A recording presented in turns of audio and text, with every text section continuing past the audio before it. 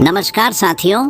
हमारे गांव की बूढ़ी दाई, असली नाम तो उसका केसरी था, पर पूरा गांव उसे बूढ़ी दाई कहकर बुलाता था क्योंकि वह बूढ़ी तो थी ही, पर वो बहुत खड़ूस थी। उसे कोई पसंद नहीं आता था। वह पूरे घर में अकेले रहा करती थी, ना कोई रिश्तेदार ना कोई दोस्त। उसे किसी से मिलना पसंद नहीं था, उसे किसी से बात करना भी पसंद नहीं था। न जाने घर में घुसी क्या करती थी, खुद ही में बड़बड़ाना, खुद ही में बातें करना। किसी को वो समझ में नहीं आती थी। बच्चों को वो खूब डराती थी, इसीलिए कोई भी बच्चा उसके आसपास आना पसंद नहीं करता था। एक ही तो रिश्ते के नाम पर उसकी बहन थी, पर अपनी बहन से भी उसकी कभी नहीं बनी। लोग कहते हैं सालों पहले इसके पति ने अपनी साली से शादी कर ली थी और इसे छोड़ दिया था क्योंकि ये काला जादू और तंत्र मंत्र करने लगी थी। जब इसके पति ने उसकी सगी बहन से शादी की तो इसने बदला लेने के लिए अपने पति पर काला जादू कर दिया और वो कुछ सालों बाद मर गया। इसकी छोटी बहन संतरा अम्मा इससे बहुत प्यार करती थी, इसीलिए इसने अपने सामने वाले घर को बहन को खरीद कर दे दिया ताकि वो दीदी का ध्यान रख सके। पर उसे क्या पता था कि उसकी बड़ी बहन ही उसकी दुश्मन निकलेगी। केसरी ने संतरा के 2 बच्चों को जादू टोना करके पेट में ही मार दिया था। बहुत सावधानी करके पंडितों को दिखाने पर संतरा की एक बेटी हुई, मालती, जिस पे भी केसरी की खराब नज़र थी। वो उसे भी मारने की कोशिश करती थी, पर जाके रखो साइयाँ मार सके न कोई। लोग कहते थे उसमें साक्षात देवी सरस्वती का वास है। अपनी बहन की करतूतों पर संतरा हमेशा पर्दा डाला करती थी। उसे यकीन ही नहीं होता था कि उसकी बहन ये सब कर सकती है। अपने 2 बच्चों, पति के मरने तक भी वो भगवान की मर्जी माना करती थी। लेकिन एक दिन जब उसने मालती पर कुछ अजीब सी जादू टोने की चीज़ फेंकते हुए देखा, तब उसे यकीन होने लगा। संतरा अब मालती को उसके पास नहीं भेजती थी। उसने भी अपनी बहन से धीरे धीरे दूरी बना ली थी। कई बार संतरा को दया आ जाती और वो अपनी बहन को समझाने चली जाती, कहती कि ये सब छोड़ दे, कुछ न मिलता जादू करने से। उसने कई लड़कों से रिश्ते की बात भी की ताकि उसका घर बस जाए, लेकिन केसरी अपने तंत्र मंत्र के चक्कर में अजीब सी दिखने लगी थी। उसकी हरकतें भी ऐसी थीं कि कोई लड़का उससे शादी को राज़ी ही नहीं होता।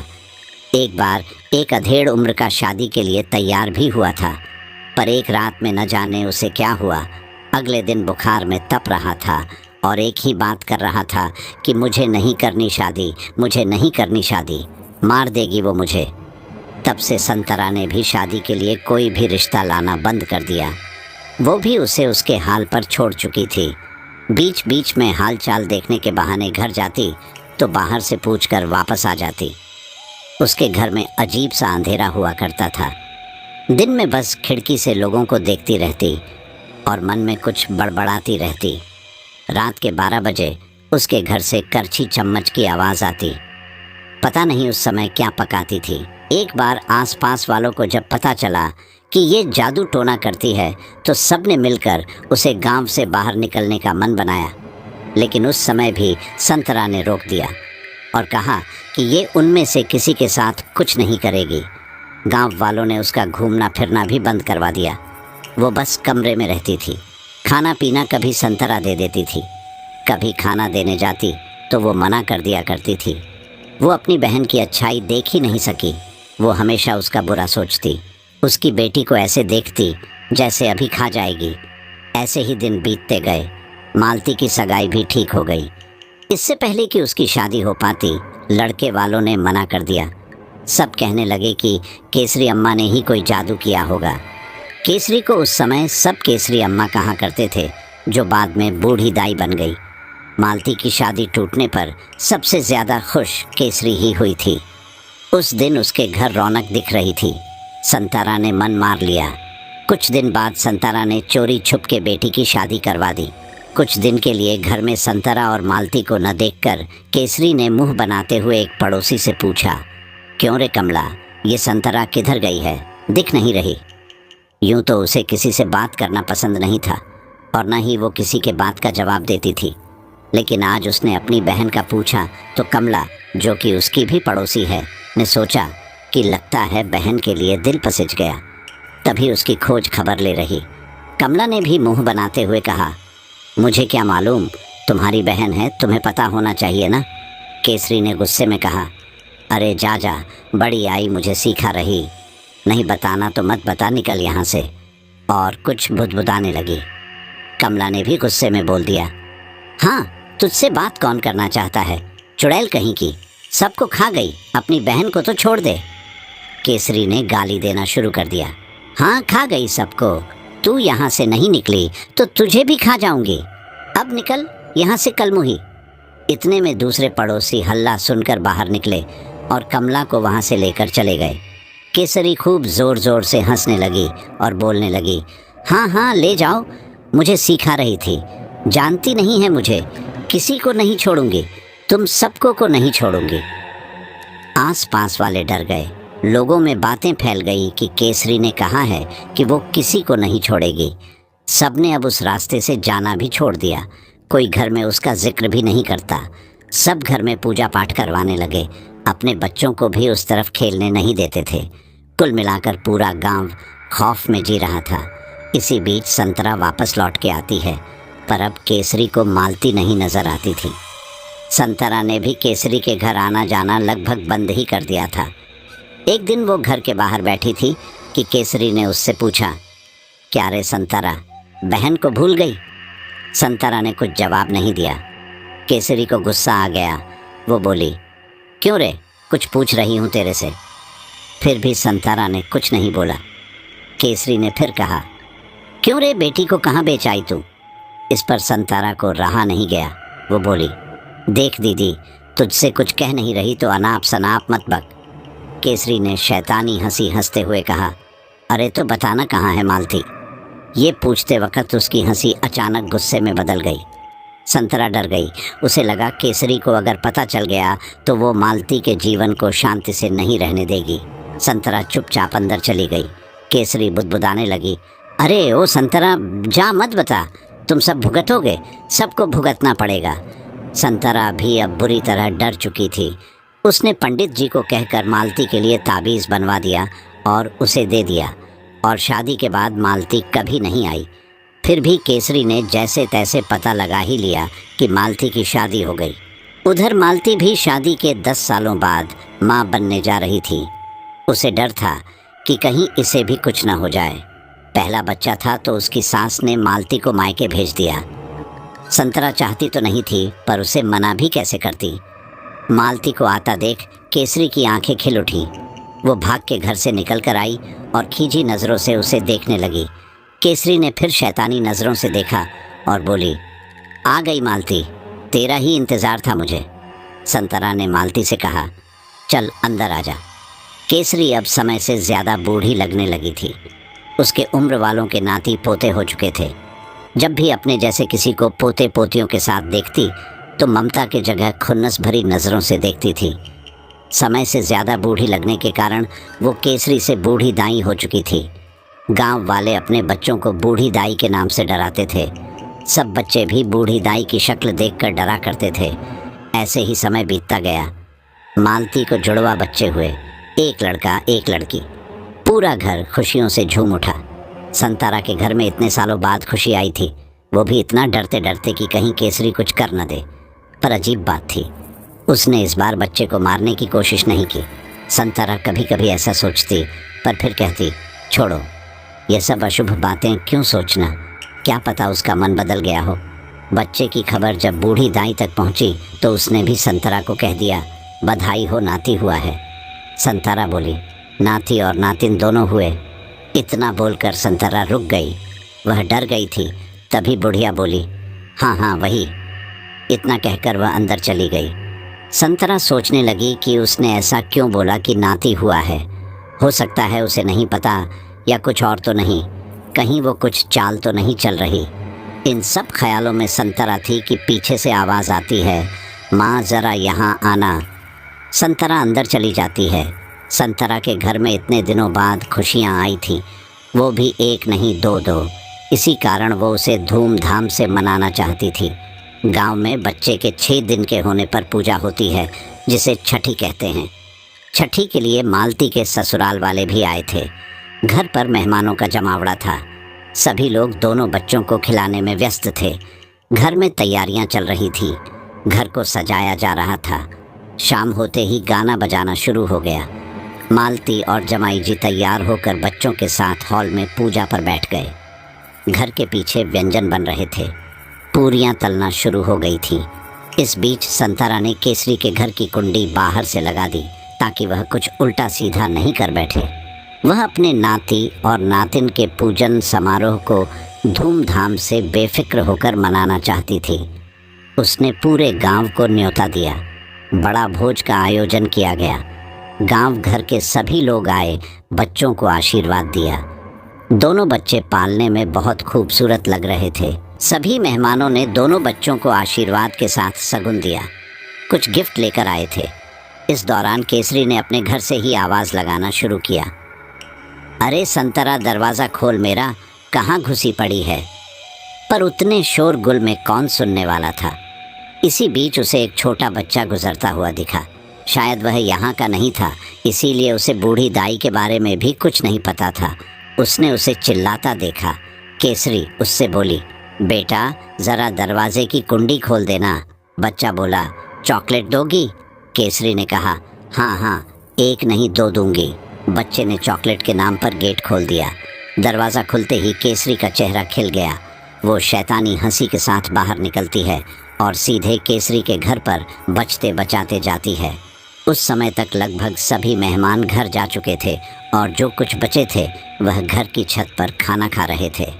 नीचे की हॉल में संतरा के बच्चों का समारोह हुआ था। वहाँ पर उस वक्त कोई नहीं था। मालती अपने दोनों बच्चों के साथ थी। केसरी उसे छुप कर देख रही थी।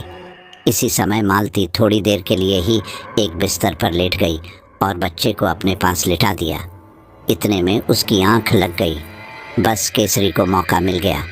उसने मौका देखते ही मालती के पास से उसकी बेटी को उठा ले गई। जब संतरा किसी काम से नीचे आई तो देखा कि मालती सोई हुई है और उसके बगल में सिर्फ एक ही बच्चा है। उसने पालने में देखा, वहाँ भी नहीं था। संतरा बोलने लगी, मालती, मालती, गुड़िया किसके पास है? संतरा ने पालने से लेकर हर जगह देखा। मालती ने परेशान होकर कहा, मेरी आंख लग गई थी, पर मैंने तो दोनों को साथ में ही सुलाया था। संतरा ने पूछा, जमाई जी के पास तो नहीं? संतरा ने ऊपर से नीचे तक हर मेहमान से पूछा, पर गुड़िया किसी के पास नहीं थी। मालती ज़ोर ज़ोर से रोने लगी। कहाँ चली गई गुड़िया? सब परेशान हो गए। तभी संतरा के दिमाग में कुछ आया और वो दौड़कर केसरी के घर के पास गई। वहाँ घर की कुंडी खुली देख उसका शक यकीन में बदल गया। उसने दरवाजे पर आवाज़ लगाई, केसरी बाहर निकल, अभी की अभी, गुड़िया को वापस दे दे मुझे। संतरा लगातार दरवाज़ा पीटे जा रही थी। इतने में घर के सभी लोग और आसपास के सभी लोग वहाँ जमा हो गए। मालती के ससुराल वाले ये सब कुछ समझ नहीं पा रहे थे, पर मालती का पति सब समझ गया था। उसने अलग होकर पुलिस को फ़ोन कर दिया और उसे पूरी कहानी बता दी। उधर गांव के सभी लोग दरवाजे पर खड़े होकर केसरी को बाहर निकलने का कह रहे थे। संतरा ने आंसू पोंछते हुए कहा, तू नहीं आएगी बाहर? आज तूने मेरे सब्र का बांध तोड़ दिया है। दरवाज़ा तोड़ दो। संतरा ने चिल्लाते हुए ज़ोर से धक्का दिया। उसके पीछे से काफ़ी लोग दरवाजे को तोड़ने के लिए धक्का देने लगे। अंदर से हंसने की आवाज़ आ रही थी। मालती रोई जा रही थी और कह रही थी, केसरी अम्मा, मेरी गुड़िया को कुछ मत करना, उसके बदले मेरे साथ कुछ भी कर लो। पर उसको छोड़ दी। मालती को उसके ससुराल वालों ने संभाला। उसके पति ने कहा, तुम चिंता मत करो, कुछ नहीं होगा हमारी गुड़िया को। सभी लोग दरवाज़ा खोलने की कोशिश में लगे ही थे कि पुलिस की गाड़ी की आवाज़ आई। सब रुक गए। पुलिस वालों ने आते ही कहा, पीछे हटो, किसके बच्चे को किडनैप किया है? पुलिस ने जगह खाली करवाया। मालती के पति ने पुलिस को पूरी बात बताई। मेरी बेटी को किडनैप किया है, मैंने ही कॉल किया था। पुलिस ने आसपास से पूछा तो उसे माजरा समझ आ गया। पुलिस ने आवाज़ लगाई, दरवाज़ा खोलो अम्मा। लेकिन अंदर से धुआं उठने लगा, काला धुआं। किसी के कुछ समझ ही नहीं आ रहा था। काले धुएं को देखकर सभी परेशान हो गए। संतरा भी ज़ोर ज़ोर से रोने लगी। वो मार देगी मेरी गुड़िया को, कुछ कीजिए। पुलिस ने अपने हवलदारों को दरवाज़ा तोड़ने को कहा। कुछ देर में ही दरवाज़ा टूटकर खुल गया। संतरा जैसे ही अंदर जाने लगी, उसे पुलिस ने रोकते हुए कहा, रुको, हम आगे जाते हैं, तुम पीछे से आना, और तुम एक फायर ब्रिगेड को तैयार रखना, ज़रूरत पड़ सकती है। एक हवलदार को बोलते हुए पुलिस अंदर गई। जैसे ही पुलिस ने दरवाज़ा खोला, पूरे घर में धुआं था। उसे लगा कि घर में आग लग गई है। उन लोगों ने सब कमरे में देखा, पर वहाँ कोई नहीं था। संतरा भी वहीं पर थी। उसे देखकर बड़ा अजीब लगा कि उसका घर इतना चमक कैसे रहा है। हर एक कमरा ऐसे सजा था मानो कोई यहाँ रहता हो, और हर दिन सफाई होती हो। सामान ऐसे रखे थे कि जैसे घर वाले बस थोड़ी देर के लिए कहीं गए हों, अब बस वापस ही आने वाले हैं। डाइनिंग टेबल पर भी प्लेट ग्लास रखे थे। संतरा और बाकी लोग ये सब समझ नहीं पा रहे थे। जो इंसान घर से निकलता भी नहीं, वो भला इतने अच्छे तरह से घर को कैसे रख सकता है। जो खुद इतनी गंदी रहती हो, जैसे महीनों से न नहाया, वो घर को इतना मेंटेन कैसे रख सकती हैं। और संतरा भी पहले जब घर खाना देने आया करती थी, तब भी घर इतना सुंदर कभी नहीं दिखा, फिर आज कैसे। पुलिस ने कहा, आपको पूरा यकीन है कि आपका बच्चा यहीं है? क्योंकि ये तो किसी सभ्य इंसान का घर लग रहा, और यहाँ कोई है भी नहीं। तभी संतरा को कुछ ध्यान आया। दरअसल उसकी घर की छत के एक हाथ की दूरी पर केसरी की छत थी। वहाँ पर उसने एक कमरा बना रखा था। पहले वो अक्सर वहीं रहती थी। वो सीधा छत की सीढ़ियों की तरफ गई। उसका शक सही निकला, वो वहीं थी। बाहर तो वो कमरा भी अच्छा दिख रहा था, नए पर्दे, नई डोरमैट, फूलों के गमले, लेकिन अंदर जाते ही सबके होश उड़ गए। अंदर इतना अंधेरा था मानो उस कमरे में रोशनी का कोई जरिया ही नहीं था। घर में इतनी धूल मानो कब से यहाँ कोई रह ही नहीं रहा था। लेकिन वहाँ केसरी को जिस हाल में सब ने देखा, वो सब डर गए। वहाँ हवन का एक कुंड रखा था। वो कुछ मंत्र पढ़कर उसमें डाल रही थी। बगल में एक गोल घेरे में क्रॉस बना था, जिसके बीचों बीच बच्ची रखी थी और वह रो रही थी। पास में काला जादू का सामान भी था। उसका पूरा घर काली गुड़ियों से भरा था। किसी में कील लगी थी, किसी के हाथ टूटे थे, किसी के सर नहीं है। सब दीवारों पर ऐसे टंगे थे मानो शो पीस हो। मालती और संतरा यह देखकर दौड़कर बच्ची को लेने जा रहे थे कि तभी केसरी ने बच्चे को गोद में लेते हुए कहा, आज मुझे कोई नहीं रोक सकता, तू भी नहीं। और यह किसको लेकर आई है? अच्छा हुआ सभी आ गए, उनको देखना था ना जादू, अब देखेंगे जादू। केसरी के चेहरे पर अजीब सी मुस्कान थी। संतरा ने कहा, तू इसे कुछ भी नहीं करेगी, वरना आज तू भी जिंदा नहीं बचेगी। पुलिस ने डांटते हुए कहा, ये क्या कर रही है तू? बच्ची को क्यों उठा कर लाए? नानी है ना तू इसकी। केसरी फिर से हंसने लगी और बोली, दादी, हाँ, नानी तो संतरा है। पुलिस ने कहा, तुझे मालूम नहीं है, बच्चे को चुराने के लिए तुझे जेल हो सकती है, बच्चे को इधर दे। केसरी ने हंसते हुए कहा, हाँ, तू लेट हो गया रे, अब उसे वापस नहीं दे सकती। केसरी फिर से बच्ची को गोद में लेकर झुलाने लगी, जैसे वह बच्चे को सुला रही हो। पुलिस ने अपने दोनों हवलदारों को बोला, जा बच्चे को उठा लो और इसे भी पकड़ ले। केसरी के चेहरे पर एक डर झलक रहा था। उसने कहा, रुक जाओ, ये बच्ची मैं नहीं दे सकती। इतने में केसरी ने चाकू उठाया जिसमें सिंदूर लगा था और बच्ची को मारने ही वाली थी कि पुलिस में उसे पकड़ लिया। संतरा ने भाग के बच्चे को अपने पास ले लिया। केसरी चिल्लाने लगी, नहीं, इसे मुझे दो, मेरी पूजा अधूरी रह जाएगी, इसे वापस कर, मुझे छोड़ो मुझे। केसरी को ज़बरदस्ती पुलिस अपने साथ ले गई। सभी गांव वाले और संतरा वहां से निकल आए और अपने घर चले गए। मालती के घर वाले ये सब देखकर हैरान रह गए थे, इसीलिए वह अगले ही दिन वहां से निकल गए। पुलिस ने भी केसरी को डांट कर छोड़ दिया। गांव वालों ने ऐसा करने पर मना भी किया, लेकिन पुलिस को एक और मामला खोलना ना पड़े, इसीलिए उसने उसे चेतावनी देकर वापस छोड़ दिया। संतरा भी कुछ दिनों के लिए मालती के पास रहने चली गई, पर उसके पीछे सब कुछ बदल चुका था। संतरा के जाने के बाद कोई केसरी के घर के पास से भी नहीं गुजरता। सबने मिलकर एक घेरा बना दिया था और उस घेरे के बाहर न वह जा सकते थे और ना ही केसरी आ सकती थी। पंडित जी ने मंत्र पढ़कर ये घेरा बनाया था। हालांकि गांव वालों को केसरी कभी न कभी दिख ही जाती थी। जैसे ही वो दिखती, सब मुंह फेर कर चले जाते। वो दिन ब दिन और बूढ़ी और बदसूरत और डरावनी दिखने लगी थी। ऐसे करते करते 8-9 महीने बीत गए। केसरी भी फिर उस दौरान वहाँ नहीं आई। कुछ दिनों से किसी गांव वाले को केसरी नहीं दिखी। पहले तो किसी ने नहीं बोला, लेकिन फिर बात धीरे धीरे हवा की तरह फैल गई।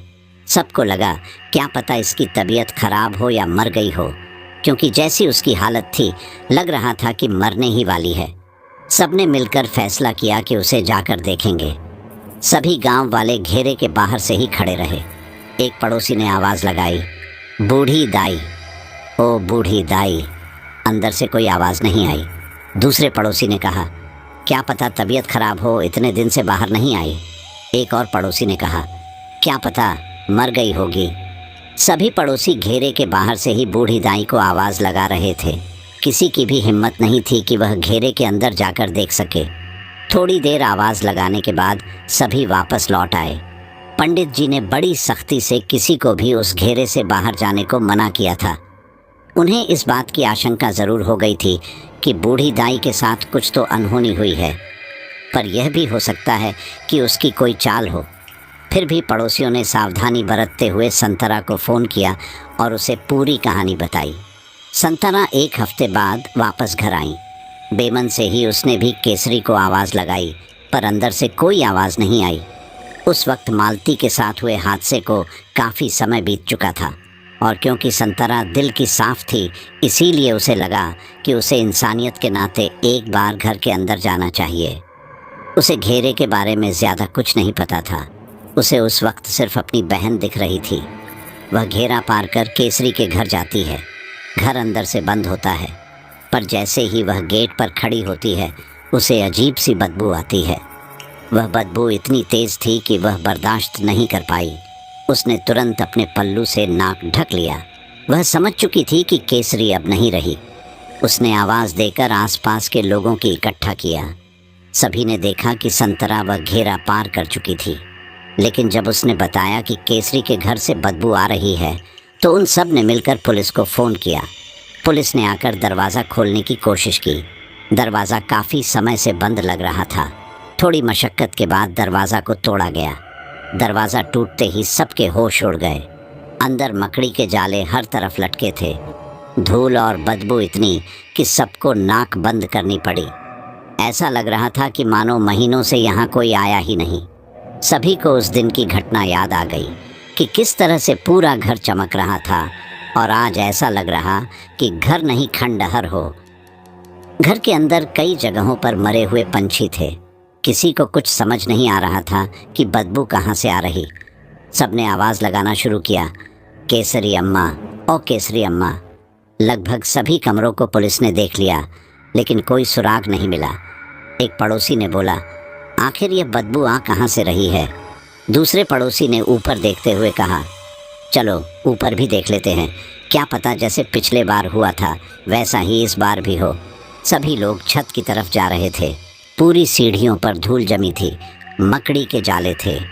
पुलिस ने अपने डंडे से उसको हटाते हुए आगे बढ़े। सभी लोग फिर से उसी कमरे के पास हैं जहाँ पर वह जादू टोना किया करती थी। दरवाज़ा खोलते ही सभी सन्न रह गए। एक पड़ोसी ने नाक बंद करके कहा, अरे राम राम राम, ये तो केसरी अम्मा है। कमरे में केसरी की सड़ी हुई लाश थी। एक बात किसी को समझ नहीं आई, केसरी तो कुछ दिनों से ही नहीं दिख रही थी, पर इस लाश को देखकर ऐसा लग रहा था कि वो महीनों पहले मर चुकी थी। ऐसा कैसे हो सकता है? पुलिस ने करीब जाकर देखा तो केसरी के हाथ में वही गुड़िया थी। उसके बगल में वही कुंड रखा था। लगभग उस कमरे का पूरा ढांचा उसी दिन जैसा था। पुलिस ने बॉडी को पोस्टमार्टम के लिए भेजा और पोस्टमार्टम की रिपोर्ट आई। उससे सब चौंक गए। रिपोर्ट के मुताबिक केसरी की मौत 9 महीने पहले ही हो चुकी थी। मौत किस वजह से हुई इसका जिक्र नहीं हुआ, या शायद यह पता ही नहीं चल पाया। पूरे गांव में यह बात फैल गई कि बूढ़ी दाई 9 महीने पहले ही मर चुकी थी। तो फिर उन लोगों ने घर के आसपास किसको देखा? क्या यह उसकी आत्मा थी? सब के सब डर गए थे। उधर संतरा भी घबरा गई थी, मगर करती भी तो क्या। उसने अपनी बहन होने का फ़र्ज़ निभाया और केसरी का अंतिम संस्कार विधि विधान से किया। पंडित जी ने भी बताया कि हो सकता है उसकी आत्मा भटक रही हो। लेकिन अब संस्कार के बाद सब बला टल गई है, किसी को डरने की ज़रूरत नहीं है। संतरा ने भी केसरी के पूरे घर को साफ करवाकर बंद कर दिया। पूरे गांव वाले एक तरह से खुश थे कि बला टली, अब वो बेखौफ गांव में रह सकते हैं। सबको लगा कि बूढ़ी दाई की कहानी ख़त्म हो चुकी है, पर उन्हें नहीं पता था कि कहानी तो अब शुरू हुई है। बूढ़ी दाई को मरे हुए महीना बीतने वाला था। पूरे गांव में केसरी के मरने से खौफ का माहौल ख़त्म हो गया था। अब लोगों को किसी का डर नहीं था।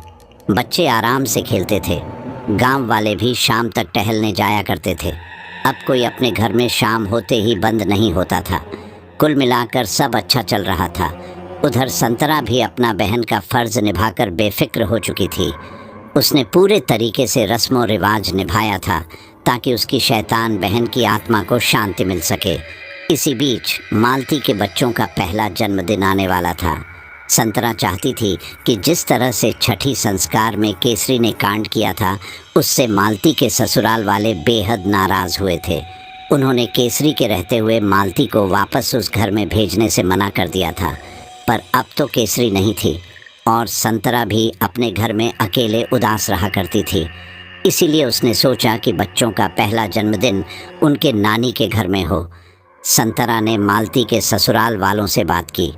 ससुराल वाले भी मान गए। अभी जन्मदिन में कुछ समय था तो संतरा ने सोचा कि क्यों ना घर की मरम्मत करवा दी जाए। उसने घर की मरम्मत का काम शुरू करवाया तो थोड़ा बहुत केसरी के घर का भी काम करवा दिया। हालांकि वह उस घर को बेचना चाहती थी, पर गांव के लोग तो उस घर को खरीदते नहीं। इसीलिए उसने सोचा कि उस घर को नए ज़माने की तरह बनवाकर किसी शहरी को बेच दिया जाएगा। इसीलिए उसने केसरी के घर में काम करवाना शुरू किया। काम के पहले दिन कुल 10 मज़दूर थे। काम भी निचले हिस्से से शुरू हुआ। नीचे का काम लगभग पूरा होने ही वाला था कि आखिरी कमरे में जाते ही एक मज़दूर बेहोश होकर गिर गया। सबको लगा शायद गर्मी की वजह से वह बेहोश हो गया होगा। सबने उसको उठाने की कोशिश की, उस पर पानी के छींटे दिए, फिर भी वह नहीं उठा। सब डर गए। उसे जल्दी जल्दी अस्पताल ले जाया गया। अस्पताल में पता चला कि उसे पैरालिसिस हो चुका है। किसी को कुछ समझ नहीं आ रहा था। जो इंसान अभी इतने अच्छे से काम कर रहा था, उसे अचानक लकवा कैसे मार सकता है।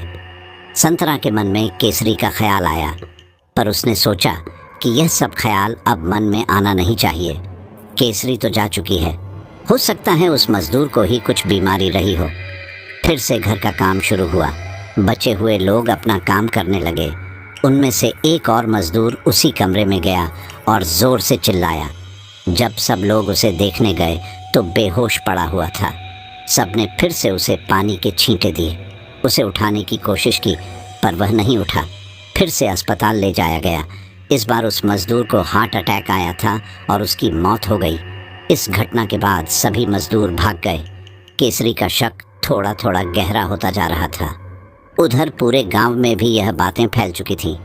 पूरा गांव फिर से एक बार खौफ के साए में जी रहा था। संतरा मंदिर के पंडित के पास गई, उसे पूरी बात बताई। पंडित ने कहा कि उस घर को फिर से घेरना होगा।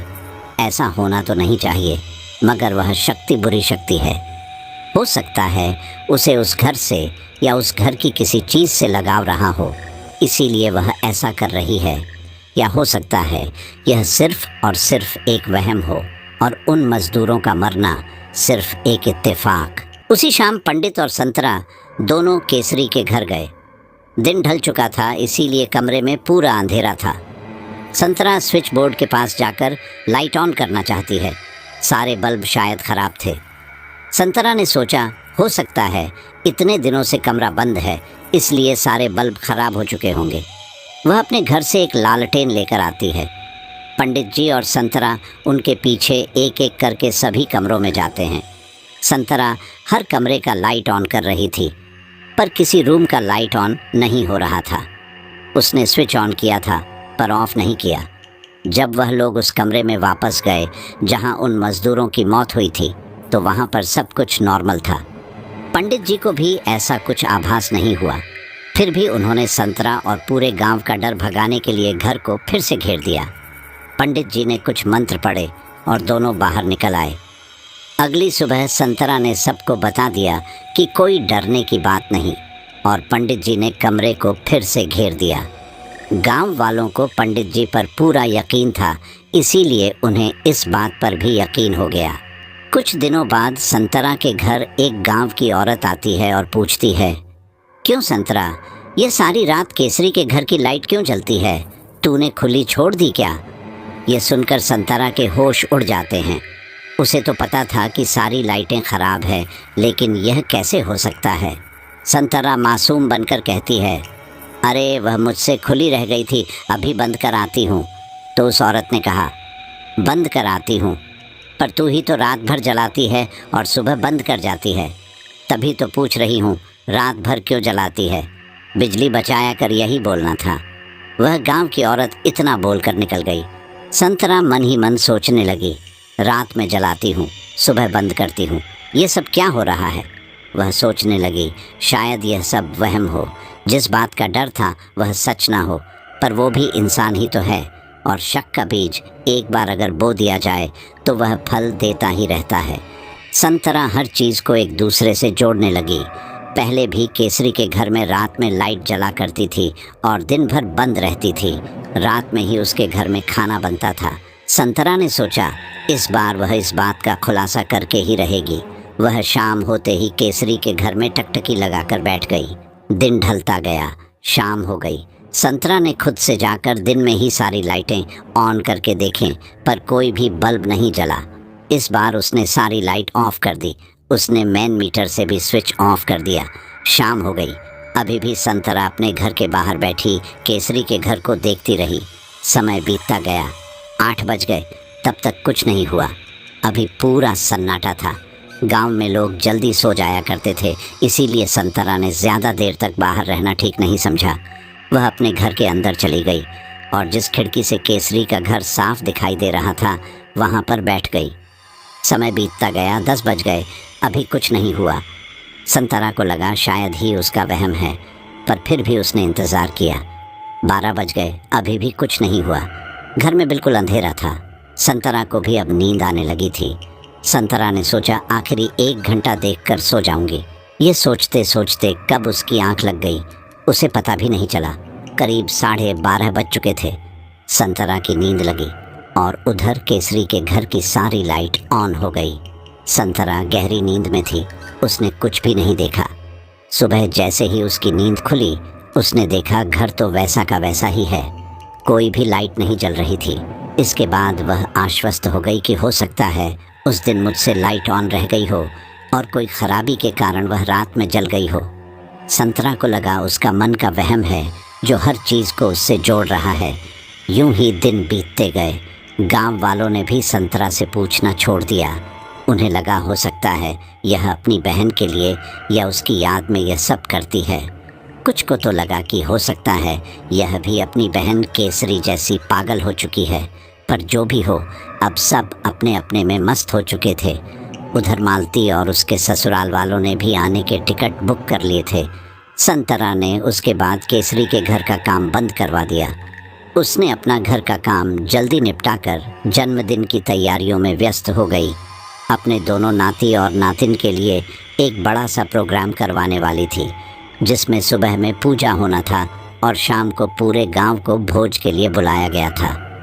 इन्हीं सब तैयारियों में जुटी संतरा का केसरी के घर से ध्यान हट चुका था। मालती अपने ससुराल वालों के साथ अपने मायके आ गई।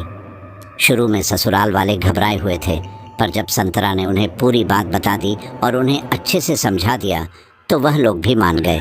संतरा अपने दोनों नाती नातिन के साथ मस्त हो गई थी। पूरी दुनिया की उसे कोई फिक्र नहीं थी। परिवार में वह इतनी खुश थी कि उसे आने वाले तूफान का अंदाज़ा भी नहीं हो पाया। जन्मदिन के 1 दिन पहले मालती ऊपर छत पर टहल रही थी। अचानक से उसकी नज़र केसरी के छत पर पड़ी। 1 साल पहले हुई सारी घटना उसे याद आने लगी। उसे गुस्सा आ रहा था, पर वही उसे केसरी की मौत का अफसोस भी हो रहा था। केसरी के घर की तरफ देखते हुए वह अपने ख्यालों में खो गई कि तभी उसने फिर से धुआं उठता देखा। ये देख वह चौंक गई। वह दौड़कर नीचे गई और संतरा को पूरी कहानी बताई। तो संतरा भी छत पर गई, पर उसने देखा कि अम्मा का घर तो वैसे का वैसा ही था, कोई धुआं नहीं था। मालती ने भी देखा कि वह छत अब बिल्कुल ठीक है। कहीं से कोई धुआं नहीं लग रहा। उसे लगा शायद वह अपने ख्यालों में इतनी गुम हो गई थी कि उसने चीज़ों को कल्पना करना शुरू कर दिया था।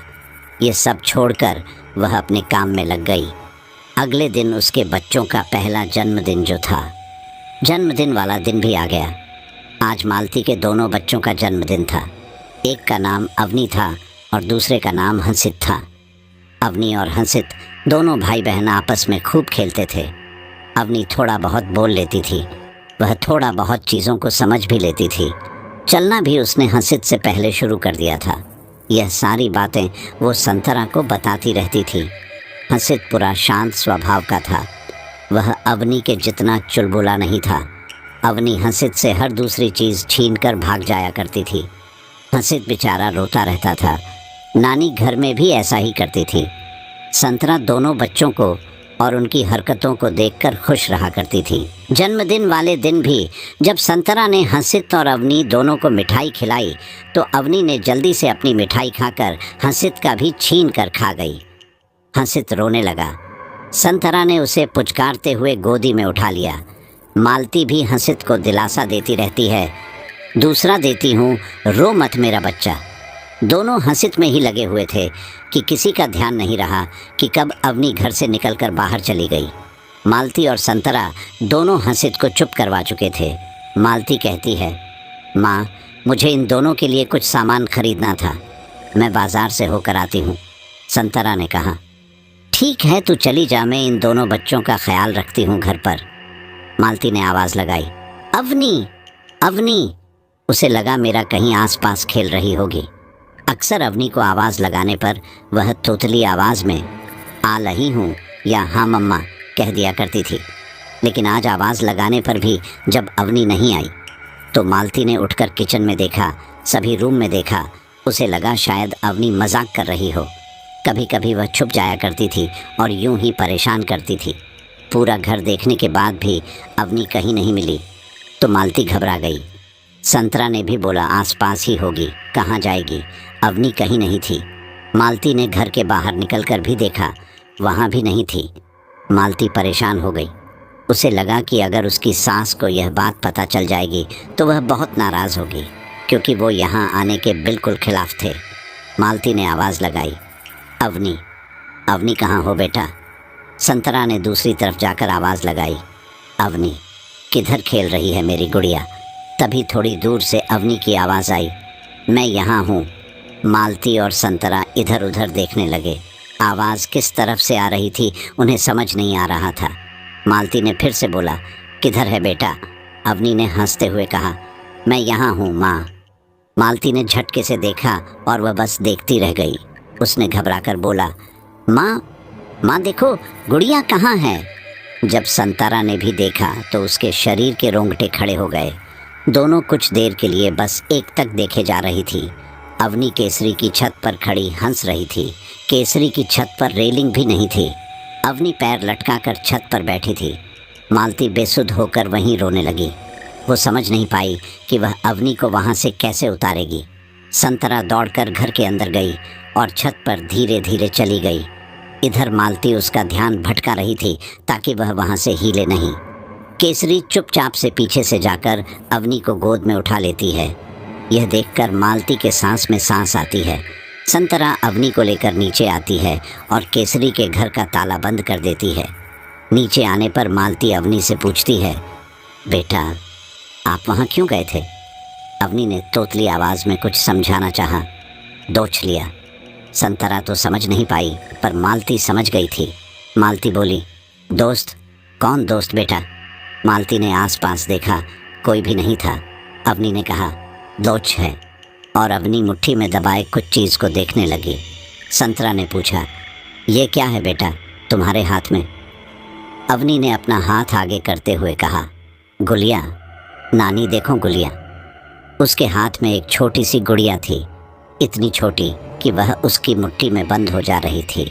गुड़िया बहुत पुरानी लग रही थी। संतरा को लगा कि कहीं मिट्टी में गिरी हुई उठा ली होगी। मालती ने उसे झूठ मूठ का डांटा, क्यों उठाती हो तुम रास्तों पर गिरी हुई चीज़? तभी अवनी हंसती हुई बोलती है, दोछ ने दिया।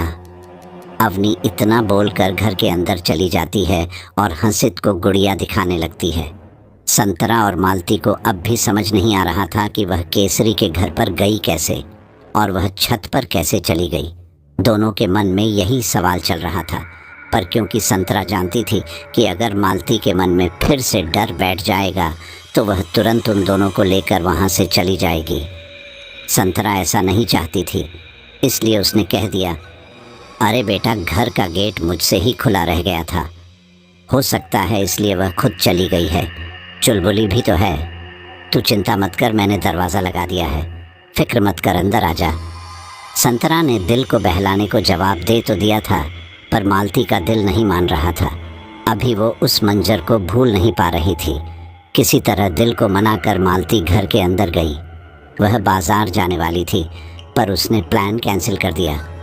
उसके अंदर खौफ था कि उसकी बेटी को पहले की तरह केसरी कुछ करना दे, पर केसरी तो मर चुकी है, फिर अवनी वहाँ कैसे जा सकती है।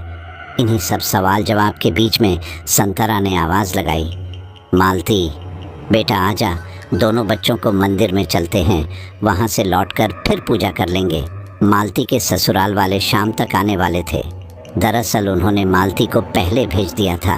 मालती के पति को भी कुछ काम था, इसलिए वह भी शाम तक पहुँच जाता। मालती मंदिर के नाम से तैयार हो गई। फटाफट दोनों बच्चों को नए कपड़े पहना दिए और दोनों को लेकर मंदिर जाने लगी। मंदिर जाते वक्त उसने पलटकर केसरी के घर पर देखा। उसके दिल में फिर से खौफ आ रहा था।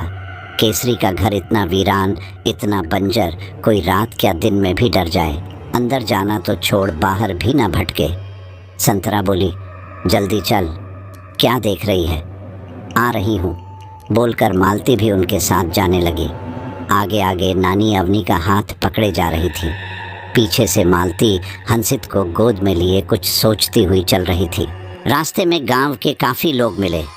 अवनी इतनी बड़ बोली थी कि अपनी तोतली आवाज़ में सबका मन मोह लेती थी। आते जाते सबने अवनी से 2 मिनट रुककर बात ज़रूर की। उससे बात कर हंसित को भी थोड़ा प्यार कर लेते थे। ऐसा करते करते मंदिर जाने में काफ़ी देर हो गई। मंदिर पहुंचते ही पंडित जी दूर से ही पहचान लिया। अरे मालती आई है, ये तो छोटी मालती है। पंडित जी भी अवनी के साथ खेलने लगे। मालती ने कहा, प्रणाम पंडित जी।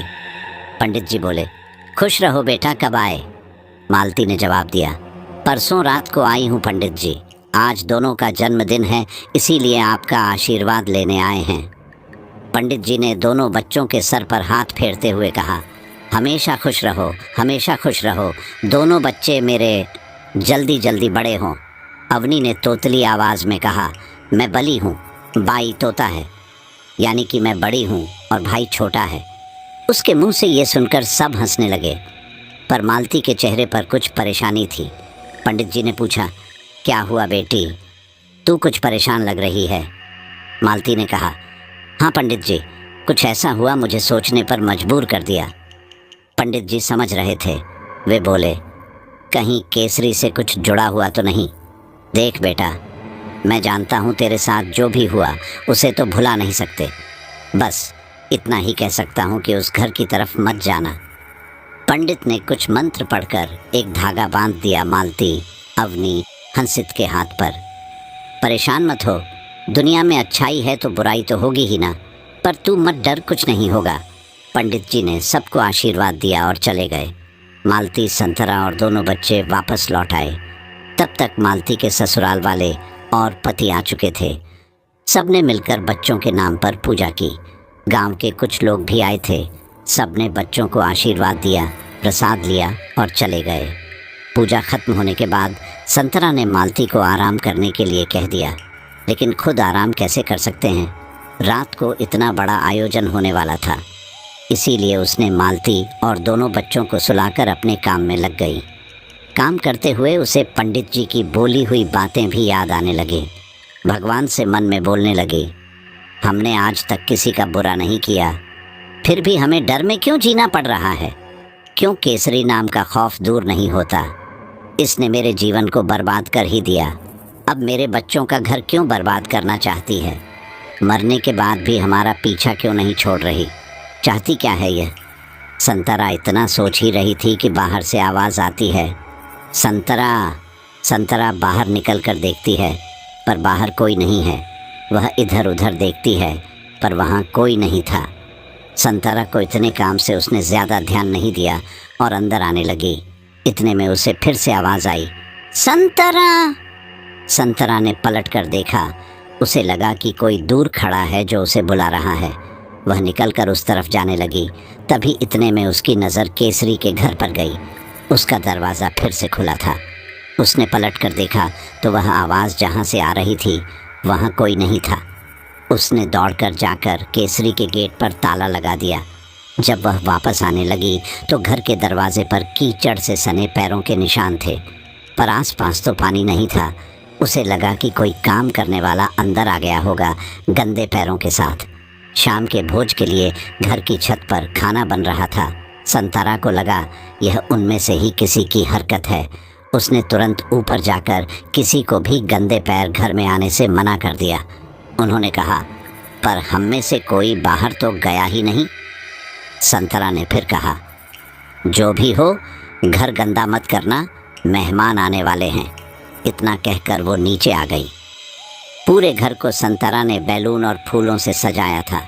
पूरा घर ऐसे सजा था मानो किसी की शादी हो।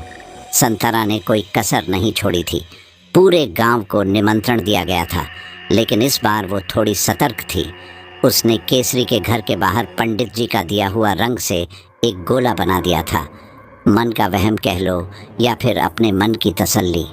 वह पिछली बार वाली घटना दोहराना नहीं चाहती थी।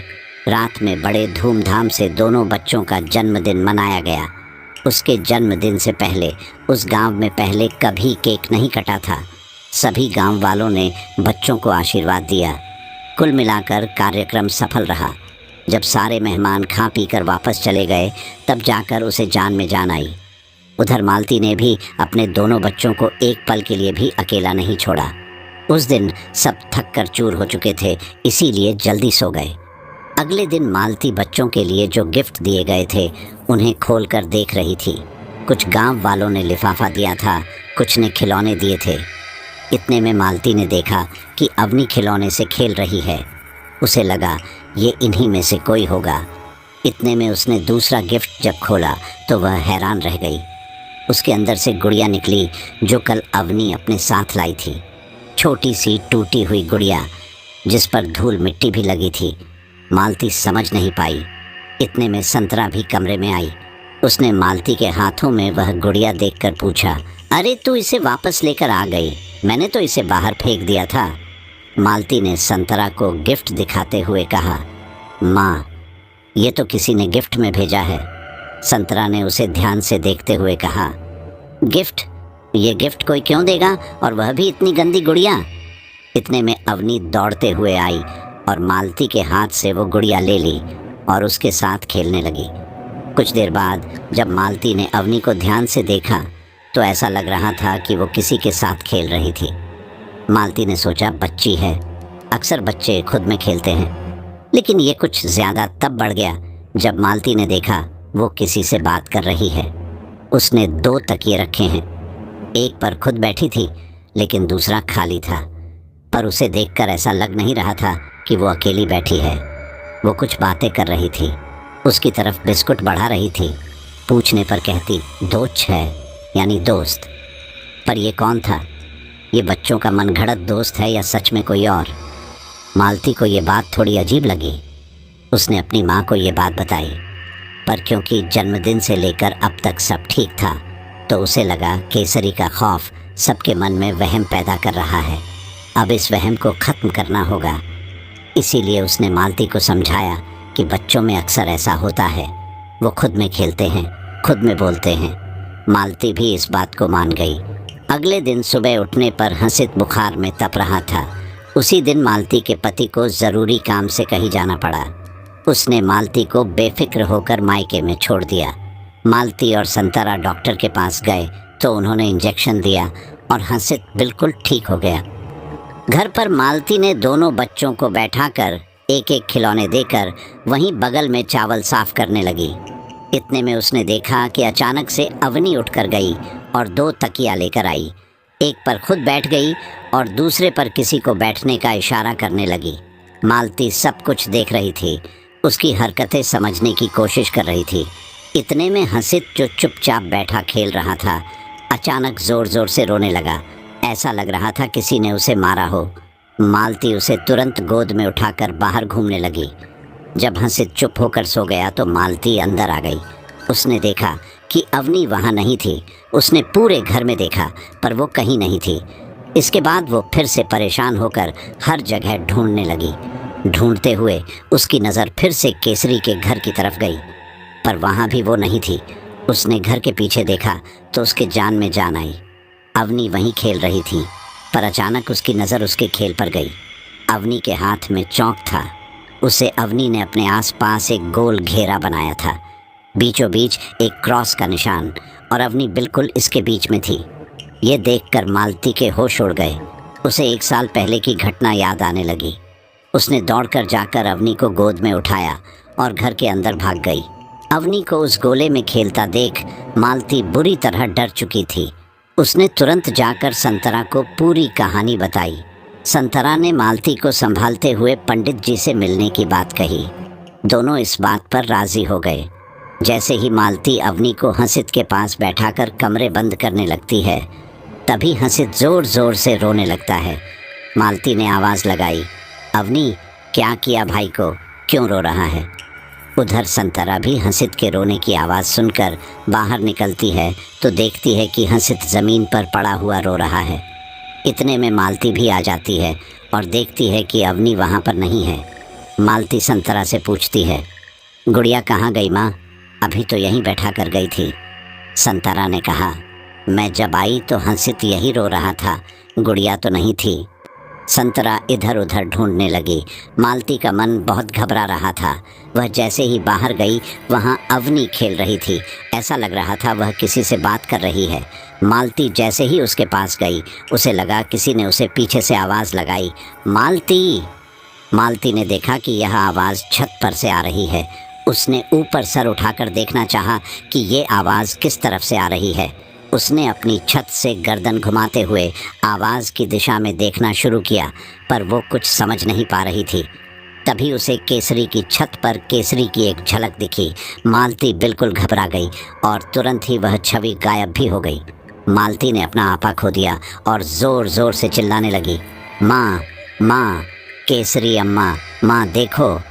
इतने में संतरा हंसित को गोद में लिए घर से बाहर निकली तो देखा मालती केसरी की छत की तरफ देख चिल्लाई जा रही थी। संतरा ने पूछा, क्या हुआ मालती, क्या हुआ बेटा, तू इतनी डरी हुई क्यों है? मालती के पसीने छूट रहे थे, वह बिल्कुल डरी हुई थी। उसने कहा, माँ वह देखो, केसरी जम्मा। संतरा ने कहा, नहीं बेटा, तुझे वहम हुआ होगा, केसरी यहाँ नहीं आ सकती।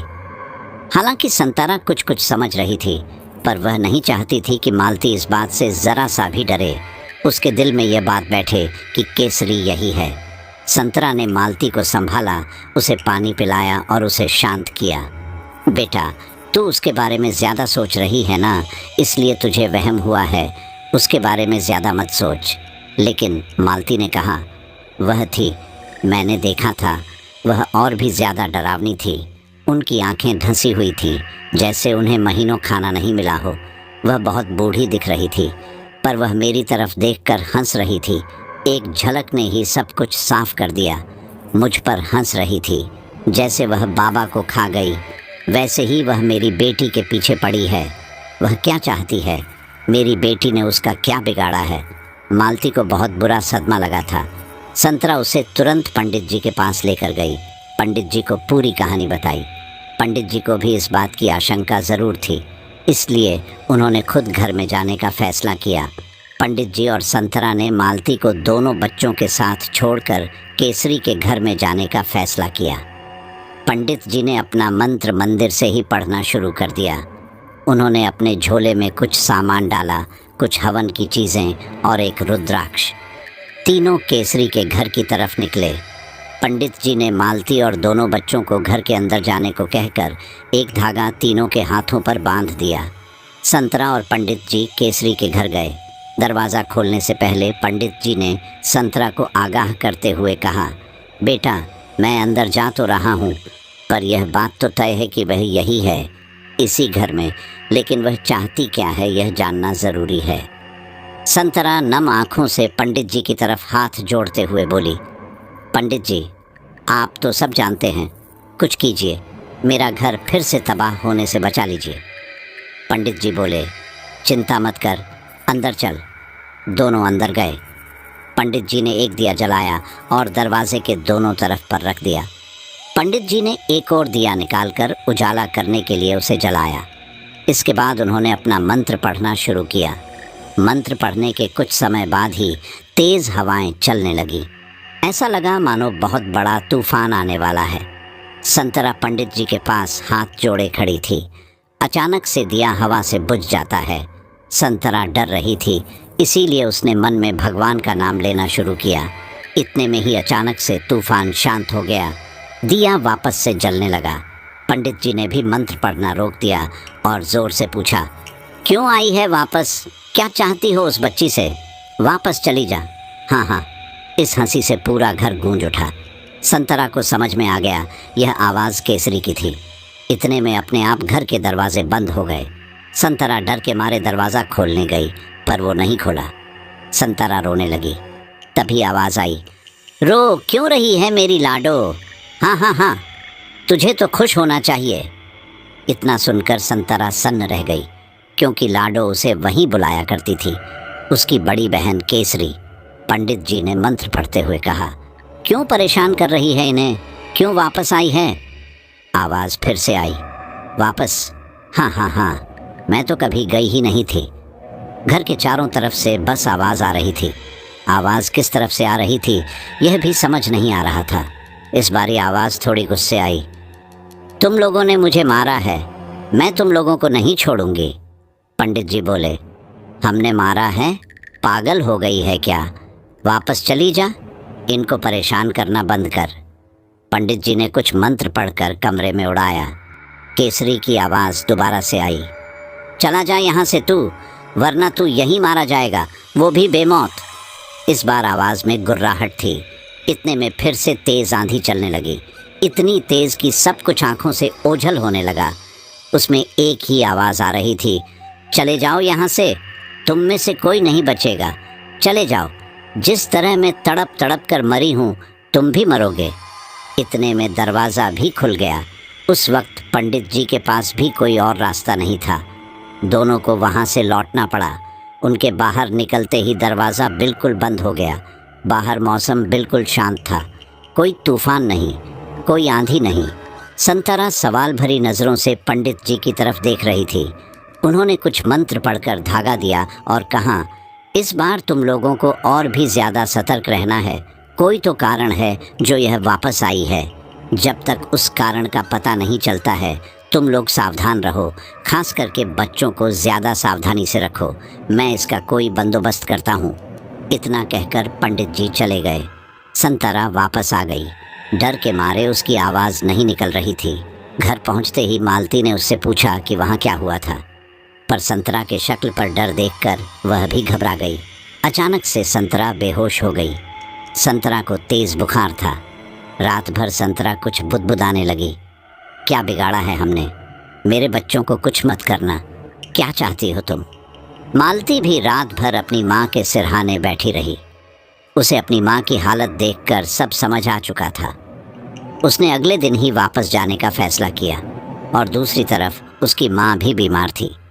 उसे वह कैसे छोड़कर जाए यह भी दुविधा थी। अगले दिन संतरा उठी तो उसको बुखार कम हो चुका था, पर उसकी शक्ल पर अजीब सी थकावट थी। ऐसा लग रहा था कि संतरा काफ़ी दिनों से बीमार है। मालती ने कहा, आप ठीक हो माँ? आप रात को बेहोश हो गई थी और आपको तेज़ बुखार भी था। संतरा ने कहा, मैं ठीक हूँ, बच्चे कहाँ हैं? संतरा ने वही धागा निकालते हुए मालती को दिया और कहा, यह तुम तीनों अपने अपने हाथों में बांध लेना और कुछ भी हो इसे निकालना मत। दोपहर का समय था। मालती खाना बनाकर अपनी माँ को बुलाने गई। माँ, खाना बन गया है, आ जाओ। पर इतने में ही देखा कि उसकी माँ अचेत अवस्था में बिस्तर पर सोई हुई है। वह जैसे ही उसको उठाने गई, मालती की तेज़ चीखने की आवाज़ आई। वह चिल्लाई हुई बोली, कौन हो तुम? संतरा बदली हुई आवाज़ में बोलती है। क्यों रे, इतनी जल्दी भूल गई? जल्दी ही याद आ जाऊंगी। इतना बोलकर संतरा और जोर से हंसने लगी और अचानक बेहोश हो गई। मालती ने उसको जाकर फिर से उठाया। माँ उठो, क्या हो गया तुम्हें? और फफक कर रोने लगी। उसे रोता देख दोनों बच्चे भी रोने लगे। संतरा होश में तो आ जाती है और उसे कुछ भी याद नहीं रहता। मालती इसको पूरी कहानी बताती है। संतरा इतनी कमज़ोर हो चुकी थी कि वो उठकर पानी तक नहीं ले पा रही थी। मालती ने पंडित जी को यह पूरी बात बताना सही समझा। वह दौड़ते हुए दोनों बच्चों के साथ मंदिर पहुंची। मंदिर पर पंडित जी नहीं थे तो वो वहीं बैठकर उनका इंतज़ार करने लगी। जैसे ही पंडित जी आए, उनके साथ एक और दूसरा आदमी था। उसकी बड़ी बड़ी दाढ़ी थी, तन पर कपड़े नहीं थे और काफ़ी बुजुर्ग था। मालती को खड़ा देख पंडित जी भी समझ चुके थे। उन्होंने जाते ही मालती को कहा, तुम्हारी परेशानी मैं जानता हूँ बच्चे, चलो। मालती ने कहा, कहाँ पंडित जी? पंडित जी ने जवाब दिया, तुम्हारे घर, तुम्हारी माँ को उस बुरी आत्मा के चंगुल से बचाने। मालती बिना सवाल किए पंडित जी के साथ चलने लगी और हाँ, वह बाबा भी उनके साथ ही आगे आगे चल रहे थे। ऐसा लग रहा था इतनी दूर से उन्होंने सब कुछ भांप लिया था। तीनों घर पहुंचते हैं। घर का दरवाज़ा लगा था। संतरा घर पर नहीं थी। सब सोच ही रहे थे कि संतरा कहाँ जा सकती है। सबकी सुई एक ही जगह पर जाकर टिक गई। वह केसरी का घर था। तीनों केसरी के दरवाजे पर खड़े थे। पिछली बार की तरह फिर से तेज़ आंधी आती है और गेट अपने आप खुल जाता है, लेकिन इस बार यह आंधी पूरे गांव में आई थी। पूरे गांव वाले लगभग इकट्ठा हो चुके थे। केसरी के घर से यह आंधी को उठता देख सबकी सिट्टी पिट्टी गुम थी। अचानक से दरवाज़ा खुलता है और अंदर से संतरा निकल कर आती है। संतरा के बाल खुले हुए थे और उसने बिल्कुल वैसे ही साड़ी पहनी थी जैसी केसरी पहना करती थी। वह आकर अपने दरवाजे पर बैठ गई। पूरा गांव यह सब देखकर सन्न रह गया। मालती भी यह सब देखकर रोने लगी। उसे इस बात का डर था कि कहीं वह अपनी माँ को न खो बैठी। बड़े बाबा ने उससे पूछा, कौन है तू? क्यों आई है यहाँ? वो बोली, मैं आई हूँ अपनी मौत का बदला लेने। बाबा बोले, इन्होंने क्या बिगाड़ा है तेरा? क्यों परेशान कर रही है इसे? उसने जवाब दिया, मैंने कभी परेशान नहीं किया, बल्कि तुम लोगों ने मिलकर मुझे मारा है। बाबा ने कहा, किसी ने तुझे नहीं मारा। तू यह दुनिया छोड़कर चली जा। इस दुनिया में तेरे लिए कोई जगह नहीं है। उसने जवाब दिया, मुझे मारा है, इसने मारा है और इसने भी मारा है। सब ने मिलकर मारा है। इतना बोलते बोलते उसने पहले अवनी फिर संतरा की तरफ उंगली उठाई और तेज़ गुर्राने लगी। बाबा बोले, ठीक से बता, क्या चाहती है? वो बोली, तुम लोगों ने मेरी पूजा भंग की थी, मुझे पुलिस में भिजवा दिया, इसी कारण मेरी मौत हो गई। इस बच्चे की बलि देकर मैं फिर से जवान हो जाती, लेकिन तुम लोगों ने पूजा पूरी नहीं होने दी। मेरी लाश 8 महीनों से पड़ी रही, तुम में से कोई देखने नहीं आया। इतना कहकर संतरा झूठ मूठ के आंसू बहाने लगी, फिर अचानक से हंसने लगी। पर अब भी मैं तुम्हें नहीं छोड़ूंगी, तुम सब मरोगे। गांव वाले आपस में चर्चा करने लगे। 8 महीने से मरी पड़ी थी, हर जगह यही बात फैल गई। पर हमने तो इसे कुछ दिनों पहले ही देखा था। मैंने भी इसे कुछ महीनों पहले देखा था। 8 महीने पहले कैसे मर सकती है? उधर मालती भी सोच में पड़ गई, पर क्योंकि वह यहाँ नहीं थी इसलिए उसे कुछ ज़्यादा समझ नहीं आया। पूरा गांव यही सोच रहा था कि अगर केसरी 8 महीने पहले मर चुकी थी तो फिर वह कौन थी जिसे उन लोगों ने देखा था। इतना कहते कहते संतरा बेहोश हो जाती है और तूफान बिल्कुल शांत जाता है। मालती रोते रोते अपनी माँ को उठाती है। संतरा को कुछ भी याद नहीं था वो वहाँ कैसे आई, या फिर उस वक्त जो कुछ भी हुआ कुछ याद नहीं। उसे फिर से बुखार हो चुका था। पंडित जी यह सब अपने मन में सोच रहे थे, यानी इसकी आत्मा 8 महीनों से कैद थी। ये उस घेरे की वजह से होगा। ज़रूर किसी ने उस घेरे को लांघने की कोशिश की होगी। पंडित जी ने वहीं पर गांव वालों से पूछा, तुम लोगों ने इतने दिनों से जिसको देखा था वह केसरी नहीं, उसकी आत्मा थी। इतने दिनों से कुछ नहीं कर रही थी क्योंकि वह उस घेरे में थी। किसने घेरा लांघा था? जिसने भी घेरा लांघा था उसी ने उसको आज़ाद करवाया है। भीड़ में से एक आवाज़ आई, मुरारी जी, प्रेमचंद जी और इनकी टोली गई थी पता करने के लिए। भीड़ में से ही दूसरी आवाज़ आई, पर मुरारी जी का तो कुछ दिनों पहले ही स्वर्गवास हो गया। धीरे धीरे पता चला कि जितने भी लोग उस घेरे को लांघ के गए थे, उनकी या तो मौत हो गई है या फिर उन्हें लकवा मार दिया है या कोई गंभीर बीमारी से ग्रसित हो चुके हैं। पूरा गांव अपने अपने घर में दुबक के बैठ चुका था।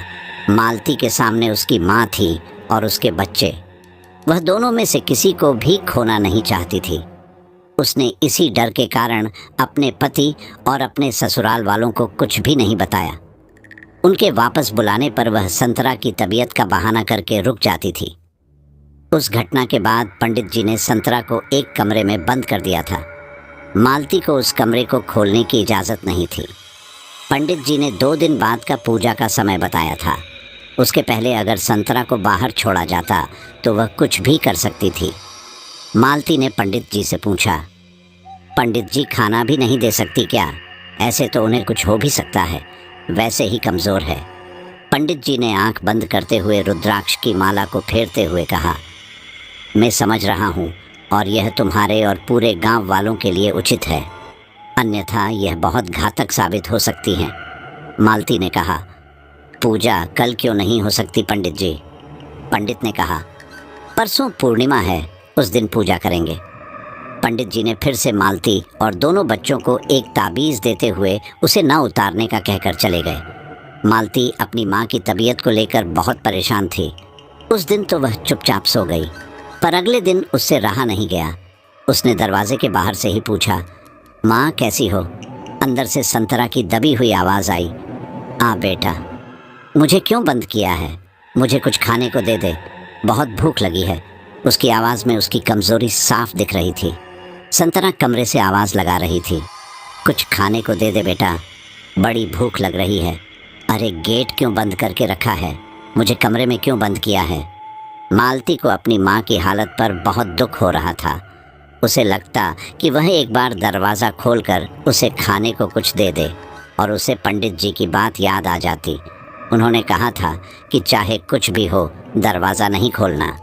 मालती ने बाहर से ही जवाब दिया, हाँ माँ, वह बाहर। तेरी तबीयत ठीक नहीं है ना, इसीलिए तुझे अंदर बंद रखा है। जब तू ठीक हो जाएगी तो यह दरवाज़ा खोल दिया जाएगा। उधर से आवाज़ आई, दरवाज़ा खोलना बेटा, दरवाज़ा खोल दे, खोल दरवाज़ा, मैं कहती हूँ खोल, मुझे कैद कर रखेगी। संतरा की आवाज़ निढाल से बिल्कुल तेज़ हो गई। वह बिल्कुल ज़ोर ज़ोर से चीखने लगी। वह संतरा जिसमें अभी तक बोलने की हिम्मत नहीं थी, वह चिल्ला रही है, दरवाज़ा पीट रही है। मालती ने कहा, माँ क्या हुआ माँ? मालती को ऐसा लगा कि वह संतरा को कुछ नुकसान न कर दे। ऐसा लग रहा था कि वह अंदर अपना सर ज़ोर ज़ोर से दीवार पर पटक रही है। मालती दरवाज़ा खोलने वाली थी कि उसे फिर से पंडित जी की बातें याद आने लगीं।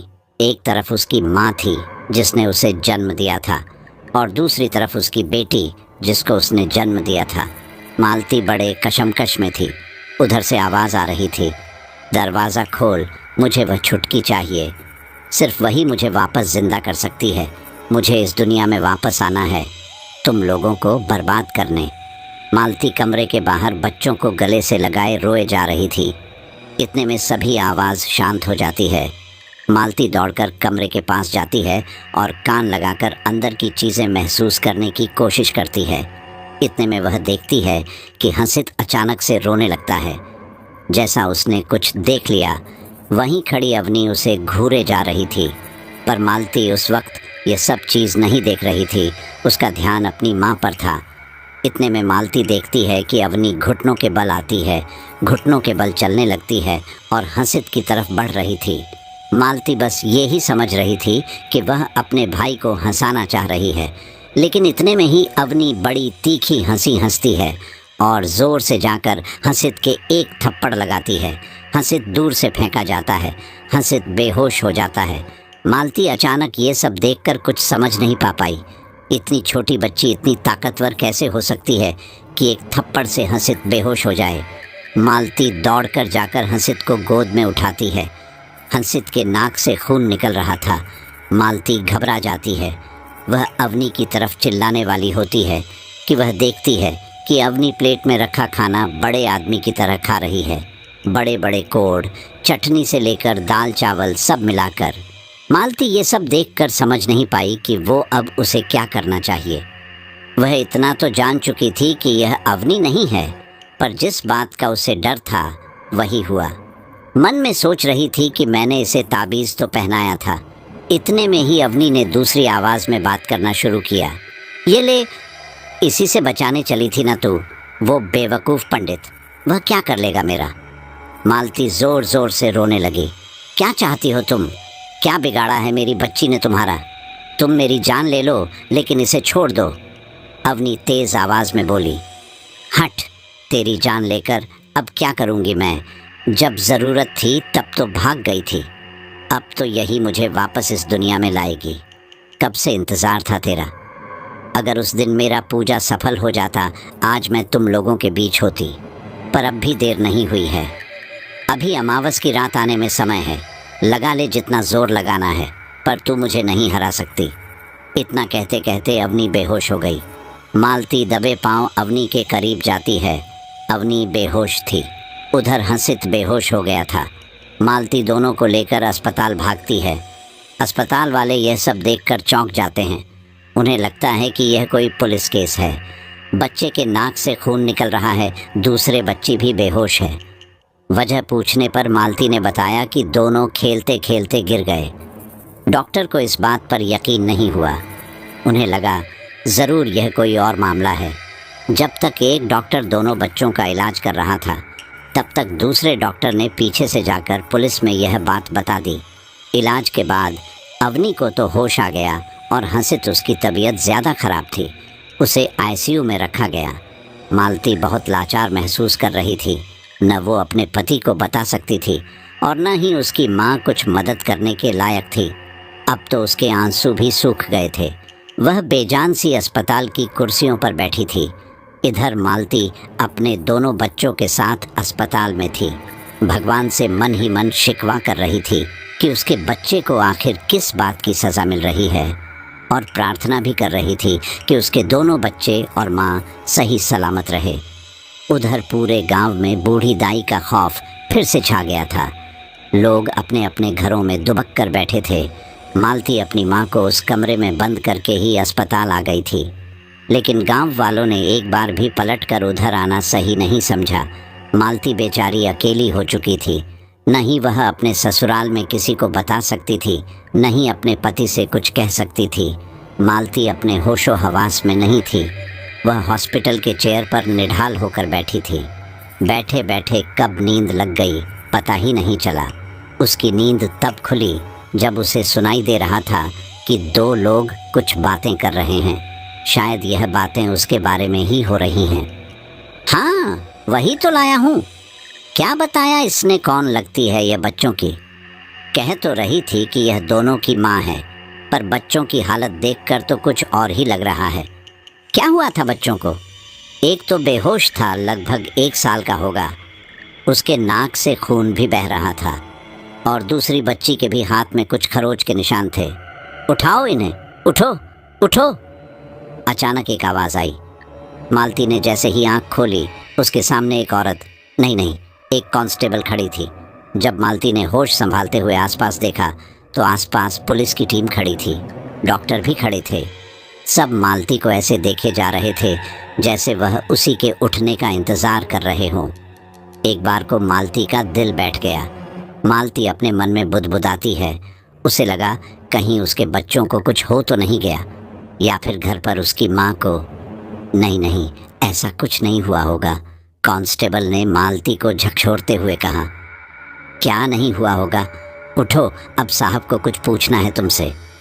मालती ने सबसे पहले डॉक्टर से पूछा, डॉक्टर मेरे बच्चे ठीक तो है ना?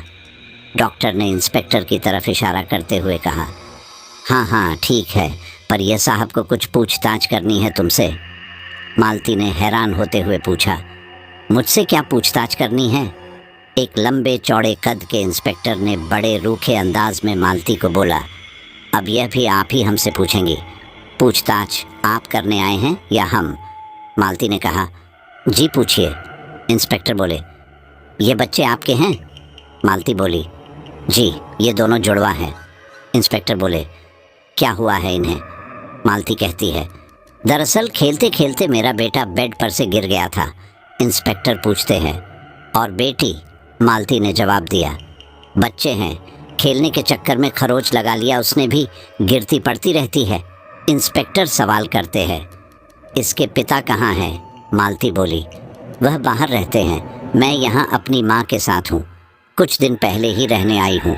इंस्पेक्टर पूछते हैं, आपकी माँ का घर कहाँ है? मालती ने जैसे ही अपने माँ का घर बताया, पुलिस ने तुरंत उसे उसके साथ घर चलने को कहा। मालती ने पूछा, पर इंस्पेक्टर साहब हुआ क्या है? इंस्पेक्टर ने कहा, यह तो घर चलकर पता चलेगा। पुलिस ने लेडी कांस्टेबल को इशारा करते हुए कहा कि मालती को लेकर आए। मालती भी चुपचाप अपने बच्चों को वहीं हॉस्पिटल में छोड़कर पुलिस की गाड़ी में बैठ गई। गाड़ी जैसे ही उसके घर के सामने रुकी, आसपास के सारे गांव वाले अपने खिड़कियों से झांकने लगे। पुलिस की गाड़ी को देखकर हैरान थे। इतने में पुलिस मालती को गाड़ी से नीचे उतरने को कहती है। इंस्पेक्टर ने पूछा, आपकी माँ यही रहती है? मालती ने हाँ में जवाब दिया तो इंस्पेक्टर ने अंदर चलने को कहा। मालती थोड़ा खबर गई और बोली, अंदर? मगर क्यों? इंस्पेक्टर ने अपने तल्ख लहजे में कहा, अपनी माँ को बुलाइए, चलिए अंदर। अचानक मालती को याद आता है कि माँ तो कमरे में बंद है, उन्हें बाहर भी नहीं निकाल सकती। तो मालती ने कहा, नहीं, माँ की तबीयत ख़राब है, वह किसी से नहीं मिल सकती। इंस्पेक्टर ने कहा, आप हमें मिलवा रही हैं या हमें ज़बरदस्ती करनी होगी? मालती चुप रही। इंस्पेक्टर ने इशारा देते हुए मालती को पकड़ने का कहा और ख़ुद हवलदार के साथ अंदर चले गए। अंदर हर जगह देखा पर कोई था नहीं, थोड़ा बहुत सामान बिखरा पड़ा था। जब पुलिस को कोई नहीं मिला तब वह वापस लौटने लगी। इतने में उसे उस बंद कमरे से आवाज़ आई, बेटा दरवाज़ा खोल दे। यह आवाज़ काफ़ी कमज़ोर थी, किसी बूढ़ी की आवाज़ थी। पुलिस ने तुरंत हवलदार को कमरे का दरवाज़ा खोलने का कहा। दरवाज़ा खोलते ही पुलिस के होश उड़ गए। कमरे के अंदर एक पतली सी बूढ़ी औरत थी जिसकी शायद तबीयत ख़राब थी। वह कमरे में बंद थी। उसने गेट खोलते ही कहा, पानी पिला दो, बहुत प्यास लगी है, कमरे में बंद रखा है मुझे। पुलिस ने हवलदार को पानी पिलाने का इशारा किया और पूछा, अम्मा आपको किसने बंद किया है कमरे में? तो वो बोली, पता नहीं, कोई कमरा ही नहीं खोल रहा। मैंने बोला अपनी बेटी को, पर उसने भी नहीं खोला। कहाँ है वह? अम्मा ने पानी का पूरा एक गिलास एक घूंट में ख़त्म कर दिया और बिना सांस लिए यह बात भी कह दी। पुलिस का शक यकीन में बदल गया। इंस्पेक्टर ने बाहर आकर मालती से कहा, आपने उन्हें अंदर बंद क्यों कर रखा है? कोई जवाब है आपके पास? मालती ने जैसे ही सुना कि पुलिस ने उस कमरे का दरवाज़ा खोल दिया है, उससे बर्दाश्त नहीं हुआ। वह फूट कर रोने लगी और रोते रोते बेहोश हो गई। जब उसकी आंख खुले तो वह बिस्तर पर थी, लेकिन उसके आसपास पुलिस और कांस्टेबल उसे घेरे बैठे थे। जैसे ही वह उठी उसने रोना शुरू कर दिया। आपको दरवाज़ा नहीं खोलना चाहिए था, पुलिस ने सख्ती से कहा। क्यों नहीं खोलना चाहिए था? ताकि तेरे कारनामे का किसी को पता नहीं चल सके। अपनी माँ को कमरे में बंद करके अपने बच्चों के साथ पता नहीं क्या किया तुमने, और हमारे साथ झूठे आंसू बहा रही हो। मालती बोली, मैंने कुछ नहीं किया, मेरे बच्चों को नहीं छोड़ेंगी वो। मालती बस रोए जा रही थी। उस महिला कांस्टेबल ने उससे पूछा, कौन नहीं छोड़ेगी? तू माँ है या दुश्मन? अपने बच्चे के साथ कौन ऐसा करता है? मालती कहने लगी, मेरे बच्चों को ले आओ, प्लीज़ मेरे बच्चों को ले आओ।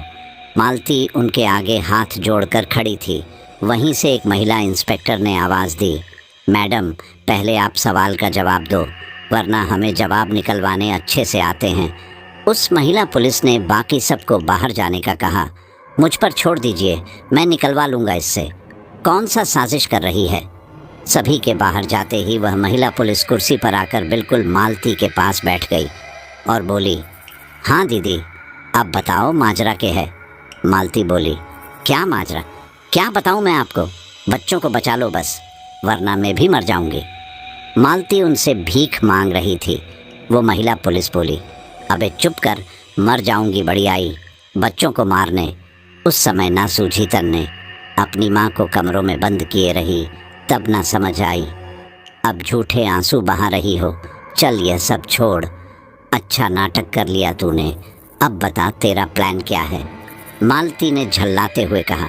क्या प्लान होगा मेरा? कैसी बातें कर रहे हैं आप? मुझे तो ये समझ में नहीं आ रहा कि आप लोग मुझसे इतनी पूछताछ कर क्यों रहे हैं। महिला पुलिस बोली। अबे इसे तो ज़्यादा गर्मी चढ़ी है, चलो उतारती हूँ तेरी गर्मी। उसने कांस्टेबल को आवाज़ लगाई। ले चल इसे थाने, वहीं ज़ुबान खोलेगी अपनी। यहाँ तो ऐसे समझ नहीं आ रही। मालती ने कहा। थाने? पर मैंने किया क्या है? ऐसे कैसे आप मुझे जेल में ले जा सकते हैं? पुलिस बोली। ले जा भी सकते हैं और ले जाएंगे भी। चल इसे। मालती को थाने ले जाया गया। इस बात की खबर पूरे गांव को लग गई। मालती पूरे रास्ते गिड़गिड़ाते रही, अपनी कहानी सुनाती रही, पर किसी ने नहीं सुनी। अब घर पर संतरा और दोनों बच्चे अकेले थे। पंडित जी को भी ये बात पता चली। गांव के लोग तो संतरा के घर जाने से डरते थे, पर सबको बच्चों की फिक्र भी थी। पंडित जी ने अपने से बड़े पंडित तक इस बात का संदेश पहुंचाया। उन्हें भी दूसरे ज़िले से आने में समय लगता। तब तक पंडित ने खुद ही कुछ उपाय करने की सोची। पंडित जी संतरा के घर गए। उस दिन तो संतरा बिल्कुल ठीक लगी। उसने हाथ जोड़ते हुए कहा, पंडित जी मैं अकेले क्या करूं, कैसे छुड़ाऊं अपनी बच्ची को? पंडित जी ने कहा, तू चिंता मत कर, मैं कुछ इंतज़ाम करता हूं, लेकिन तब तक यहाँ तुझे सतर्क रहना होगा। पंडित जी ने केसरी के घर की तरफ इशारा करते हुए कहा, वो जल्द ही आएगी। वो क्यों शांत बैठी है? ज़रूर ये उसकी कोई नई चाल है। जब तक बड़े पंडित जी नहीं आते तब तक मैं भी कुछ नहीं कर सकता। इसीलिए ध्यान रहे, इस रेखा से बाहर मत निकलना, भूल कर भी नहीं। पंडित जी ने उसके घर के बाहर राख से एक लकीर खींच दी। मैं फ़िलहाल इतना ही कर सकता हूँ, बाकी भगवान सब भला करे। इतना बोलकर पंडित जी निकल गए। उधर थाने में मालती को पुलिस ने अपने पति को फ़ोन करने को कहा तो उसने मना कर दिया। पुलिस वालों का शक और गहराता गया। इधर संतरा के घर कुछ न कुछ छोटी बड़ी हरकतें होती रहती। कभी उसे खुद केसरी दिखने लगती, कभी उसे सपने में केसरी आकर कहती, बचा ले जितना बचा सकती है, बस कुछ दिन और, इससे मैं अपने साथ ले जाऊंगी। संतरा किसी तरह डर के साए में जी रही थी। मन में बड़े पंडित जी के आने का इंतज़ार करती, कोशिश करती मालती को छुड़वाने की, तो भी कैसे। न कोई गांव वाला मदद के लिए आगे आ रहा था, न वो खुद बच्चों की जान खतरे में डाल सकती थी। उसने सब कुछ भगवान के भरोसे छोड़ दिया था। अगली सुबह गांव में बहुत हलचल मची थी। संतरा भी अपनी खिड़की से देखने गई कि आखिर हो क्या रहा है। जैसे ही उसने पर्दा उठाया, उसने देखा कि कुछ गांव वाले रो रहे थे, बिलख रहे थे। संतरा बाहर तो निकल नहीं सकती थी। उसने दूर से ही समझने की कोशिश की। थोड़ी देर में उसे समझ आ गया कि बगल के घर में किसी की मौत हुई है, पर किसकी? संतरा ये सोच ही रही थी कि उसी घर की एक औरत रोते रोते आई और बोलने लगी, दीदी, बूढ़ी दाई ने मेरी बच्ची को मार डाला, खा गई मेरी सुमन को। संतरा ये सुनकर बिल्कुल सकते में आ गई। संतरा ने घबराकर पूछा, सुमन को क्या हुआ?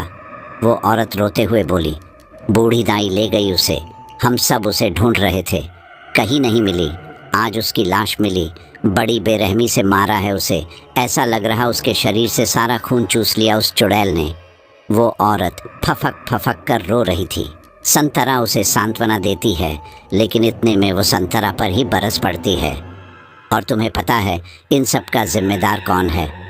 संतरा उसे चुपचाप देखी जा रही थी, जैसे उसने अपने मन में ही ये बात कबूल ली थी जो वो औरत कहना चाहती थी। वो औरत बोली, तुम हो इन सब की वजह, सिर्फ तुम्हारी वजह से वो औरत इस गांव में रही। हर बार उसकी जादू टोने वाली बात पर तुमने पर्दा डाला। आज देखो, तुम तो अंदर मज़े से हो और भुगत हम रहे हैं। संतरा अपराध बोध महसूस कर रही थी, पर वो कैसे बताती उस पर क्या गुजर रही है। मैं मज़े में हूँ, तुम्हें दिख नहीं रही मेरी हालत? मेरी बेटी जेल में है और मैं उसे छुड़ा भी नहीं पा रही। इससे लाचार और कौन हो सकता है? वो औरत बोले जा रही थी, तुमने अच्छा नहीं किया संतरा, तुमने अच्छा नहीं किया।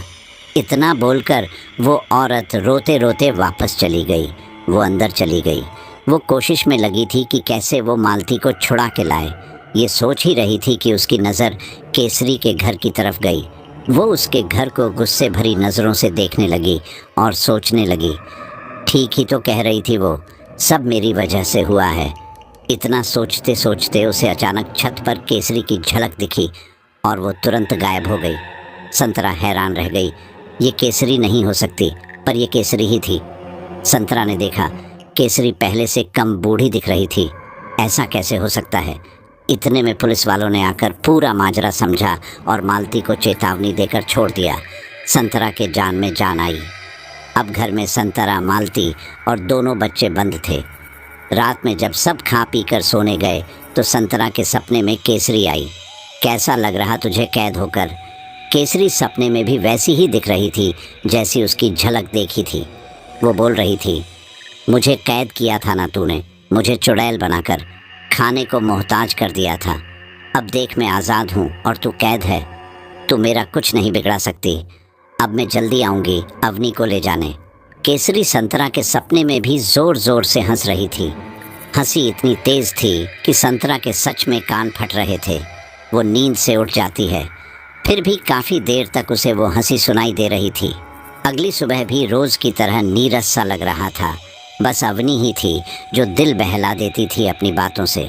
हंसित भी अब कुछ कुछ बोलने लगा था। अगले दिन भी अचानक गांव में हलचल सी हो गई।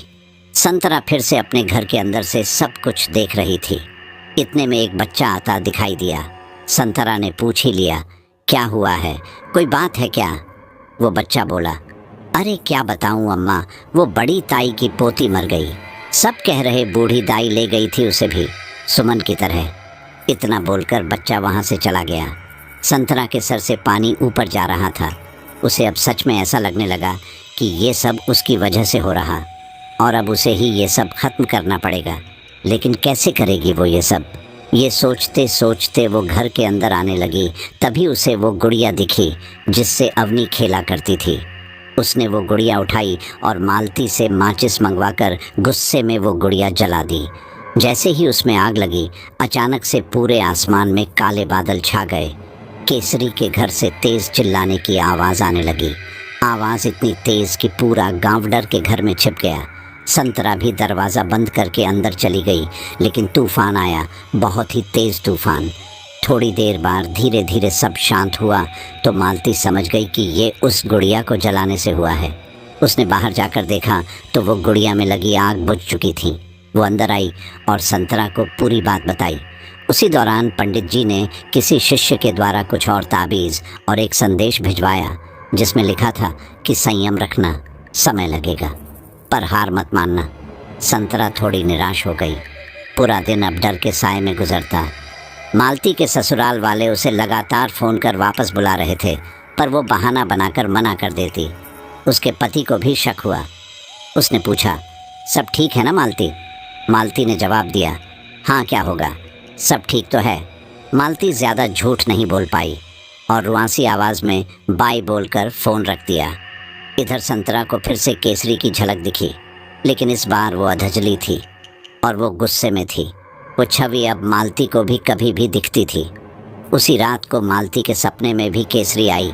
वो अधजली दिख रही थी और बोली, तुम दोनों माँ बेटी मानोगे नहीं, और ज़ोर ज़ोर से चिल्लाने लगी जैसे वो तड़प रही हो। मालती नींद से उठ जाती है। अचानक उसकी नज़र अवनी पर पड़ती है और देखती है कि अवनी के हाथ में भी जलने का निशान था। वो घबरा जाती है। वो जल्दी संतरा को बुलाकर लाती है और अपने सपने के बारे में बताती है। अगले दिन फिर वही हलचल। संतरा मन में मान रही थी कि अब की बार कुछ ऐसा वैसा ना हो, लेकिन इस बार बात और ज़्यादा बढ़ चुकी थी। इस बार पड़ोस के घर से एक नहीं, दो जनाजे निकले। संतरा ये देखकर अपने आपे से बाहर हो गई। संतरा ने आप देखा न ताव सीधे केसरी के घर चली गई। दरवाजे पर जाकर ज़ोर ज़ोर से चिल्लाने लगी, अरे डरपोक, बच्चों की जान लेकर क्या साबित करना चाहती है? हिम्मत है तो बाहर आकर सामना कर। मैं खड़ी हूँ तेरे सामने, ले ले अपना बदला और ख़त्म कर इस किस्से को। दरवाज़ा खोल, बाहर निकल चुड़ैल। संतरा ने ज़ोर ज़ोर से दरवाज़ा पीटना शुरू कर दिया। तभी दरवाज़ा खुलता है। संतरा गुस्से में अंदर चली गई। दरवाज़ा बंद हो गया। काफ़ी देर होने के बाद भी संतरा बाहर नहीं निकली तो मालती परेशान हो गई। ये बात पंडित जी तक भी पहुंची।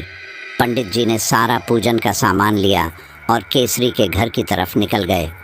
पंडित जी ने घर को देखते ही मंत्र पढ़ना शुरू कर दिया। मालती को रुकने का इशारा देकर मंत्र पढ़ते रहे। अचानक रुक कर बोले, तुम लोगों ने उसकी किसी प्यारी चीज़ का नुकसान किया है जिससे वो गुस्से में है। मालती ने बताया, प्यारी चीज़? हाँ, वो गुड़िया जिससे अक्सर अवनी खेला करती थी, वो शायद केसरी अम्मा की थी। उसे माँ ने कल गुस्से में जला दिया था। पंडित जी ने आंखें बंद करते हुए ध्यान में कहा, वो गुड़िया कोई मामूली गुड़िया नहीं थी, यानी उसकी जान उसकी चीज़ों में बसती है। उस दिन वो गुड़िया नहीं बल्कि वो दुष्ट आत्म जल रही थी और वो हर दिन एक बच्ची को मारकर उसकी उम्र ले रही है। लेकिन अपने जले हुए शरीर के लिए उसने 2 बच्चियों को मारा है। तुम लोग उसे जो भी नुकसान पहुंचाओगे वो उसका बदला बच्चियों को मार के लेगी। मालती ने चिंता में कहा, माँ को भी? पंडित जी बोले, नहीं, संतरा की उम्र ढल चुकी है, वो उसके किसी काम की नहीं, पर उसके साथ अंदर क्या हुआ है इसका पता लगाना पड़ेगा। पंडित जी ने दरवाजे के पास जाकर दोनों तरफ से धागा बांध दिया और मंत्र पढ़ने लगे। इतने में दरवाज़ा खुला और संतरा बाल बिखरे हुए चिल्लाती हुई बाहर आई। उसने बदली आवाज़ में गाली देना शुरू किया। फिर उसने बुदबुदाते हुए इधर उधर देखा और कहा, तू रोकने आया है मुझे, नहीं मानेगा तू। इतने में ही उसने आंखों को ऊपर उठाया और पंडित जी भी हवा में उड़ने लगे। ऐसा लग रहा था कि कोई उन्हें गले से पकड़कर ऊपर उठा रहा हो। पंडित जी छटपटा रहे थे। उनके हाथ से उनकी कुंडली और रुद्राक्ष दोनों ही छूटकर नीचे गिर गए। भीड़ इकट्ठा हो गई, पर कोई कर भी क्या सकता था, किसी को समझ नहीं आ रहा था। पंडित जी के एक शिष्य ने उन्हें बचाने की कोशिश की तो उसे भी संतरा ने नज़रों से ही दूर फेंक दिया। ये देखकर सब डर गए। इतने में मालती बेहोश हो गई। संतरा ने पंडित जी को नीचे पटक दिया और दरवाज़ा बंद कर लिया। सभी गांव वाले दौड़कर पंडित जी के पास पहुंचे। उनकी सांसें चल रही थी पर उनका चेहरा नीला पड़ चुका था। सभी पंडित जी को अस्पताल लेकर गए।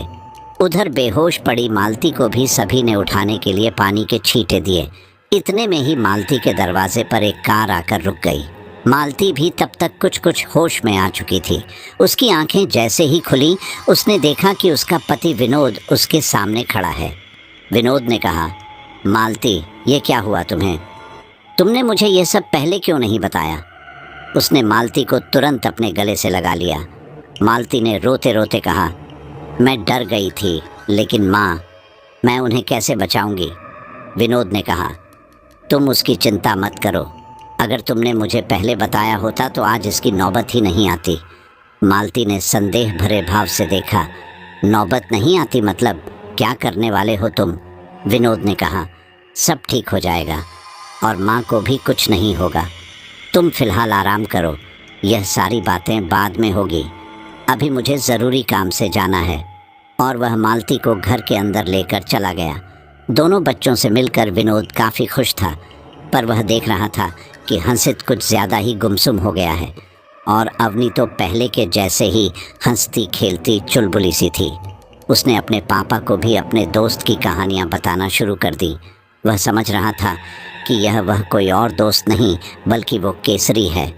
मालती ने उससे काफ़ी पूछने की कोशिश की, लेकिन विनोद ने कुछ भी नहीं बताया कि वह क्या करने जा रहा है। पता नहीं क्यों, पर मालती अब बहुत संतुष्ट थी।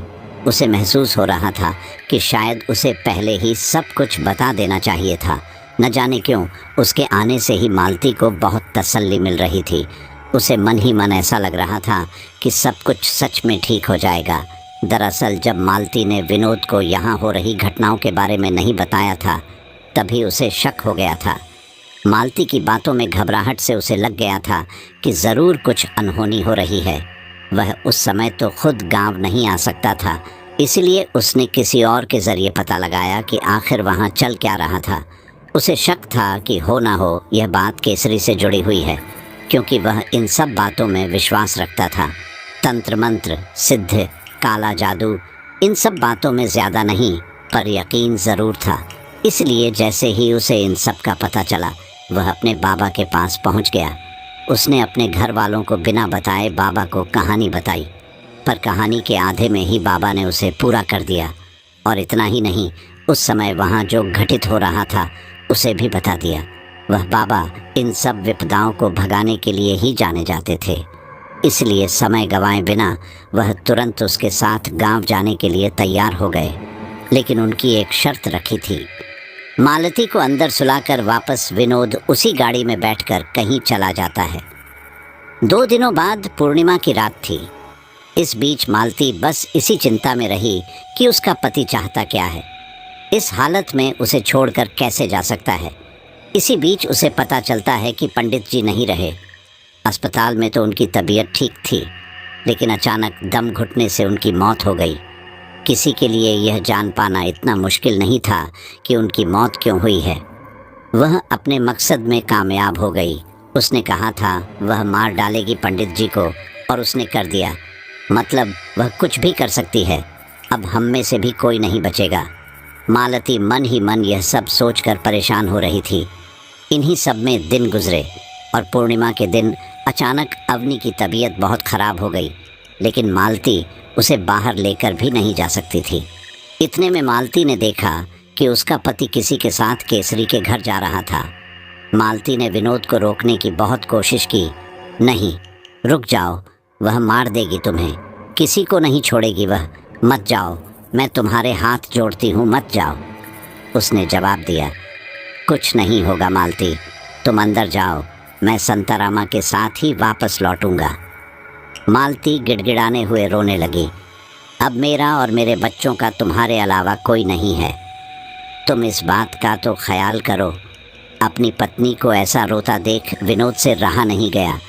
वह उसके पास गया, उसे चुप करवाया और दूर खड़े बाबा को दिखाकर बताया कि यह हमारी मदद करेंगे और किसी को कुछ नहीं होगा। पर याद रखना, किसी भी हालत में तुम लोग यहाँ से बाहर नहीं आओगे, चाहे कुछ भी हो, वादा करो। मालती उसकी बात मान लेती है, पर शायद उसे दिखाने के लिए, लेकिन उसका मन अभी भी नहीं मान रहा था। बाबा के साथ विनोद केसरी के घर के अंदर चला गया। विनोद केसरी के घर में था। इधर मालती भी परेशान हो रही थी। वो लगातार अपनी आंखें उस घर की तरफ की हुई थी। दोनों बच्चों के साथ बैठी मालती पता नहीं मन में क्या बुदबुदा रही थी। वो अपने दरवाजे पर खड़ी थी।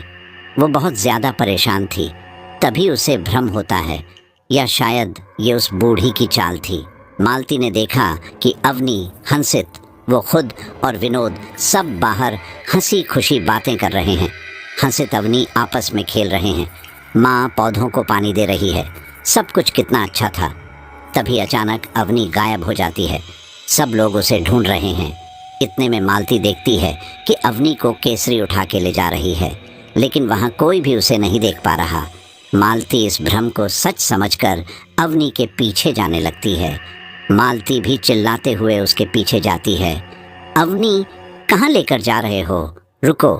उसने देखा कि केसरी अवनी को अपने घर लेकर जा रही है। वो भी उसके पीछे निकल गई। केसरी घर के अंदर जाकर गेट बंद कर लेती है। मालती पंडित जी की बनाई लकीर को लांघकर केसरी के घर के अंदर चली जाती है, और वो जैसे ही अंदर जाती है वो देखती है कि पंडित जी और विनोद हवन कुंड के सामने बैठे हैं। वहीं पास में संतरा बेहाल हालत में थी। विनोद उसे देखते ही बोला, मालती, तुम यहाँ क्यों आई? तुम्हें मना किया था ना? और बच्चे कहाँ हैं? विनोद हवन से उठ ही रहा था कि पंडित जी ने उसे रोक लिया। और हमारे बच्चे? मालती अब उस भ्रम ने निकल गई थी। उसे समझ आ गया कि ये सब एक छलावा था। उसने जैसे ही पलट के वापस जाना चाहा, गेट अपने आप बंद हो गया और मालती के सर पर कोई भारी चीज़ से वार किया गया। वो बेहोश हो गई। जब उसकी आंख खुली तो उसने देखा कि वो रस्सियों से बंधी थी। उसने आसपास देखा तो विनोद भी दूसरी तरफ रस्सियों से बंधा बेहोश पड़ा था। पंडित जी कहीं नज़र नहीं आए, लेकिन सामने का नज़ारा देखकर मालती सहम गई। सामने संतरा काली साड़ी में बाल खोले बैठी थी। उसके हाथों में काली चूड़ियाँ थीं, माथे पर काली बिंदी, शक्ल पर झुर्रियाँ भी साफ नज़र आ रही थीं। आंखें इतनी लाल मानो कोई खून सवार हो। मालती ने देखा कि अवनी भी बेहोश थी और संतरा के पास लेटी थी। मालती कुछ कहना चाहती थी, चिल्लाना चाहती थी, लेकिन पता नहीं कौन सी शक्ति थी जो उसे ऐसा करने से रोक रही थी। वो जम चुकी थी, वो हिल भी नहीं पा रही थी, वो बस देख पा रही थी। संतरा ने फिर से वही गोल घेरा बनाया और कुछ गुड़िया जो काली रंग की थी वहीं पर रख दी। अवनी को भी ले जाकर वहीं लेटा दिया। मालती ने बहुत कोशिश की पर वो हिल नहीं पाई, वो अंदर ही अंदर रो रही थी। संतरा ने मालती की तरफ देखते हुए कहा, बेवकूफ़, तूने ही मुझे मौका दिया है। तुझे वो भ्रम को सच नहीं समझना चाहिए था, पर अच्छा ही किया। देख, तेरी बेटी तो मेरे लिए कुर्बान हो रही है, आखिरी बार देख ले इसे। संतरा शैतानी हंसी हंस रही थी। कब से इंतज़ार किया है इस दिन का। तुम लोगों की वजह से मेरा ये हाल हुआ है, अब भुगतो। मालती मन ही मन भगवान को याद कर रही थी। इस हालत में भी उसे न जाने किस चीज़ का यकीन था। संतरा बोली, नहीं आएगा कोई मदद नहीं करेगा, तेरा भगवान भी नहीं। कर ले, याद कर ले। संतरा अब अपनी पूजा की तैयारी करने लगी। रात हो चुकी थी, शायद वो अवनी की बलि देने की तैयारी कर रही थी। वहाँ पर मीट काटने वाले तेज धार का हथियार रखा हुआ था। उसने उसकी पूजा की। उस पर सिंदूर लगाकर संतरा ने अपने माथे से लगाया, उस पे लाल फूल चढ़ाए। मालती थोड़ा सा बोल पाई, मेरी बेटी को छोड़। इतना कहकर मालती की सांस फिर से टूट गई। तो संतरा बोली, छोड़ दूँ? कैसे छोड़ दूँ? तेरी माँ के लिए मैंने अपने माँ बाप का प्यार छोड़ दिया, तेरी माँ के लिए अपना प्यार छोड़ दिया, अपना सिंदूर छोड़ दिया। तेरी माँ के लिए मैंने सबको छोड़ दिया, बदले में मुझे क्या मिला? संतरा बिल्कुल मालती के सामने खड़ी थी। उसकी आंखों में आंखें डालकर कह रही थी। रात होते ही पूरा कमरा अंधेरे में डूब गया। बस हवन की आग से हल्की फुल्की रोशनी थी। संतरा अपने मंत्र पढ़े जा रही थी, पर इतने में मालती को ध्यान आता है, हंसित कहाँ है? मालती हर तरफ आंखें घुमाकर जहाँ तक वो देख सकती थी देख रही थी। उसे लगा कि हंसित को कहीं उसने कुछ गलत तो नहीं कर दिया। संतरा बार बार उस सिंदूर लगे हथियार को उठाती, फिर वापस रख देती। जब जब वो उसे उठाती थी, मालती की सांस थम जाती थी। मालती को उतने में थोड़ी शक्ति महसूस हुई। उसने अपने हाथ खोले, पर वो उठ भी नहीं पा रही थी। वो खुद को घसीटते हुए अवनी की तरफ जाना चाहती थी। संतरा उठी और उसकी तरफ चलकर आई और बोली, तू नहीं मानेगी ना? बिल्कुल अपनी माँ पर गई है, अपने लल्ला को ढूंढ रही है। वो देख, वहाँ खेल रहा है वो। संतरा ने उसी कमरे के एक कोने की तरफ इशारा किया। हंसित वहाँ बैठा था और उन्हीं गुड़ियों से घिरा हुआ था, उनसे खेल रहा था। वो आगे बोली, उसे कुछ नहीं करूँगी, तू चिंता मत कर, पर इस बार मेरी पूजा में बाधा लाई तो समझ लेना। संतरा उसे वापस घसीट कर ले गई और रस्सी से बांध दिया। जब वो वापस जाने लगी तो मालती ने उसके पैर पकड़ लिए। जितनी ताकत वो लगा सकती थी उसने लगाया। संतरा ने पलटकर कहा, अच्छा तू मुझे रोकेगी? संतरा उसे बुरी तरह मारने लगी, उससे खुद को छुड़ाने लगी। पर अचानक मालती में इतनी ताकत कहाँ से आ गई? संतरा भी ये बात समझ नहीं पाई। उसने लातों घूंसों से मारा, उसको अधमरा कर दिया, पर मालती ने उसके पैर नहीं छोड़े। संतरा ने मालती के हाथों में ज़ोर से काटा, पर फिर भी उस पर कोई असर नहीं हुआ। वो बोली, केसरी इतनी आसानी से हार नहीं मान सकती। केसरी, जो कि संतरा के शरीर में थी, उसने एक नई चाल चली। संतरा ने शैतानी मुस्कान निकालते हुए कहा, रुक जा, अब तू देख। संतरा मुड़ी और आंखों से हंसित को वश में कर लिया। हंसित, जो ठीक से खड़ा नहीं हो पाता था, वो चलकर उसकी तरफ आ रहा था। मालती समझ गई कि वो उसे हंसित के हवाले से डराना चाहती थी, पर फिर भी उसने उसके पैर नहीं छोड़े। हंसित उसकी तरफ लड़खड़ाते पैरों से आ रहा था। संतरा उसे लगातार देखे जा रही थी। हंसित के हाथ में वो गुड़िया भी थी जिसके साथ वो खेल रहा था। जैसे ही वो हवन के पास से गुजर रहा था, मालती ने संतरा के पैर जोर से मरोड़ दिए, जिससे संतरा की नज़र एक बार के लिए हंसित से हट गई। इतने में हंसित वापस लड़खड़ा कर गिरने लगा, पर उसी हथियार से अड़कर वो हवन के बाहर और वो गुड़िया हवन के अंदर गिर गई। जैसे ही गुड़िया हवन में गई, संतरा बुरी तरह चिल्लाने लगी। उसके शरीर से कुछ निकल रहा था, जैसे कोई शक्ति हो, बुरी शक्ति। उसने फिर से पैर छुड़ाने की कोशिश की, पर अब वो कमज़ोर हो गई थी।